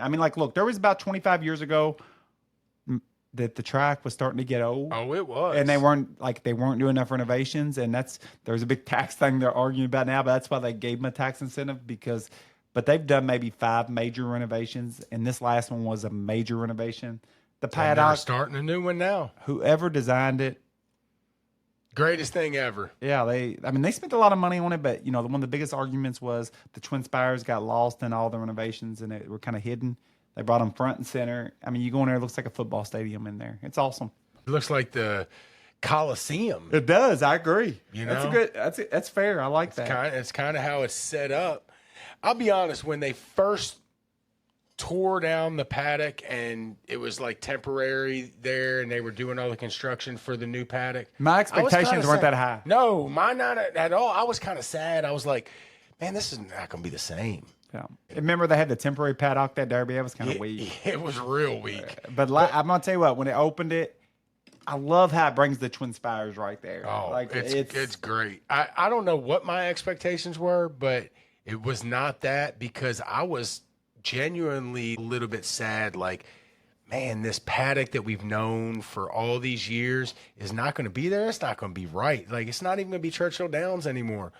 I felt that way when the paddock pavilion, when they took away the paddock pavilion where you used to watch the jockeys come out on the picnic tables. Yeah. Me and my grandma used to take me there, and that was just kind of our spot. Well, you could still see them come down. They still come down them steps. Yeah, but before that was even a building. It was just like a picnic area that just had a roof on it. It was just like a. Oh, I know what you're talking about. Yeah, and we used to always sit there. That's where they would bring the RVs in for the chili cook-off. It was good. Just a lot of memories. All right, Anthony. Tomorrow starts Derby week at the track. I can't wait. I hope the rain is not as bad as they say it is, but I don't really care, Anthony. I'm ready to go. Let's go. Figure out what you're doing tomorrow. I'll be there. Let me I just gotta know. figure out if I'm taking my kid or not. I'll be there. They're not playing baseball. I think you're right. Highly doubt it, but let's have some fun this week at the track. Let's win some money. Let's get rich. Let's all get rich. Let's bet some pick 4s and pick 5s. That's what we need, Anthony. You know, the older, I know we've talked the about it. older I get, the more I go after the big money. Got to. Like, I used to hate those kind of bets, like the pick 4s and superfectas. I think, man, I'm trying to win. But now that I'm older, I'm trying to hit like the pick 4s and supers. I want a pick 4. I want a big win. I'm trying to walk out of the track one day with a bag of money. Yeah, I hear you. I feel like when I was young, I never got into those bets. I did not bet pick 4s and pick 5s until about 2 years ago. Yeah. The odds probably aren't that good. Like sometimes I'm struggling to just pick a winner. And the thing about it is to really have a good much shot. less 4 in a row. The thing about it is to have a good shot. You got to invest not a lot, but you got to invest a little money. You do. Man. If not, you just don't get much coverage. It's hard to bet a $20 pick 5 ticket. Yeah. You know, you can, but you're only going to have a couple horses. I bet $5 straight pick 3s, dude. You know my $5 straight pick 3. I hit one every once in a while. $5 straight pick 3. That's I my like bet. that. That's my bet, dude. That is my bet. And I like I don't invest a lot in them, but like every race, I think I bet a $5 straight pick 3. See, I don't do the pick 3s a lot. I do like the big doubles. Yeah. Well, I say big, but just Whatever's big, whatever's big for you. you. But I like betting the doubles for some dollars. Yeah. I'm trying to just pick 2 Well, in a row. it really like increases the money. It You know, does. and I know you got to pick 2 in a row, but like if you get that first one, you only got to bet even if you don't win the next race, you only got to bet it because you got a good double going. Yeah, I do. That might be my favorite bet is the double. You know, double used to be just first and second race and 9th and 10th race.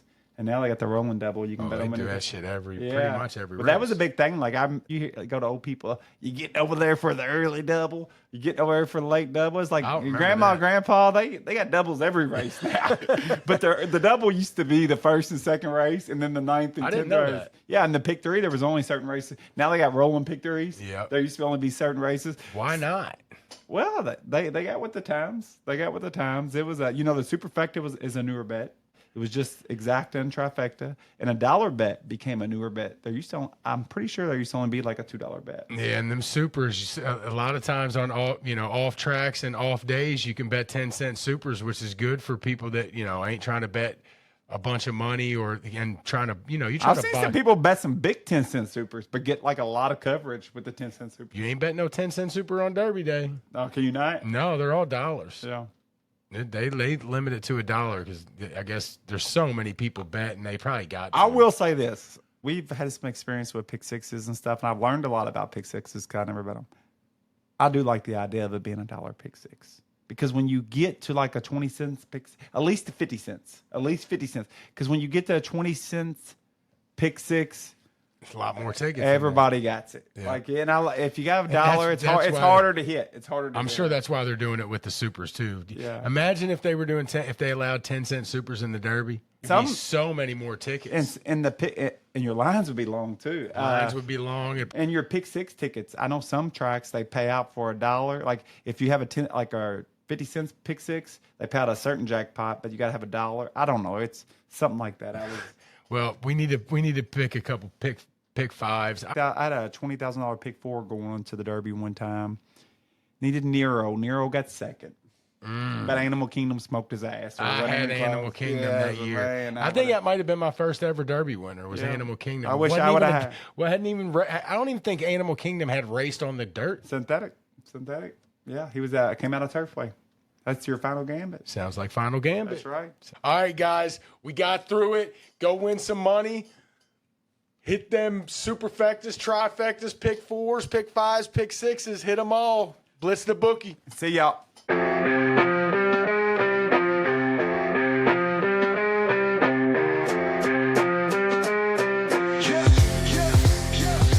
Charlie got the mic, he's dropping facts all day. Anthony's like, nah, I got the better parlay. Argue about the spread, it's a fierce debate. But when it comes to Wildcats, they align their fate. Blitz the bookies where the knowledge reigns. Charlie and Anthony bring the heat like flames. Talking parlays, breaking down the games. Kentucky Wildcats, they beat the same drums.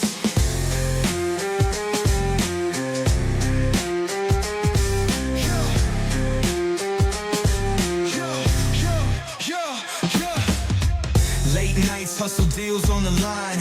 Charlie Scassy's gonna make you shine. Anthony's heart where the numbers combine. Put your cash down, ride the incline. Blitz the bookies where the knowledge reigns. Charlie and Anthony bring the heat like flames. Talking parlays, breaking down the games. Kentucky Wildcats, they beat the same drums. From the tip off to the final play, they grind. Mike's on fire, bets on their minds. Arguing odds till the last rewind. Blue and white, it's a bond you'll find.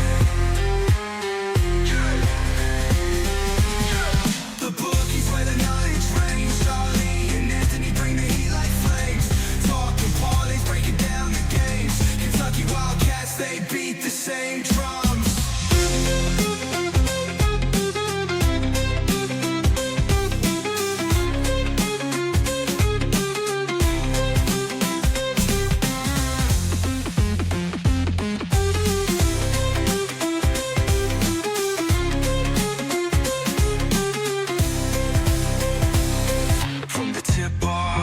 Final play, they grind. Mike's on fire, bets on their minds. Arguing odds till the last rewind. Blue and white, it's a bond you'll find.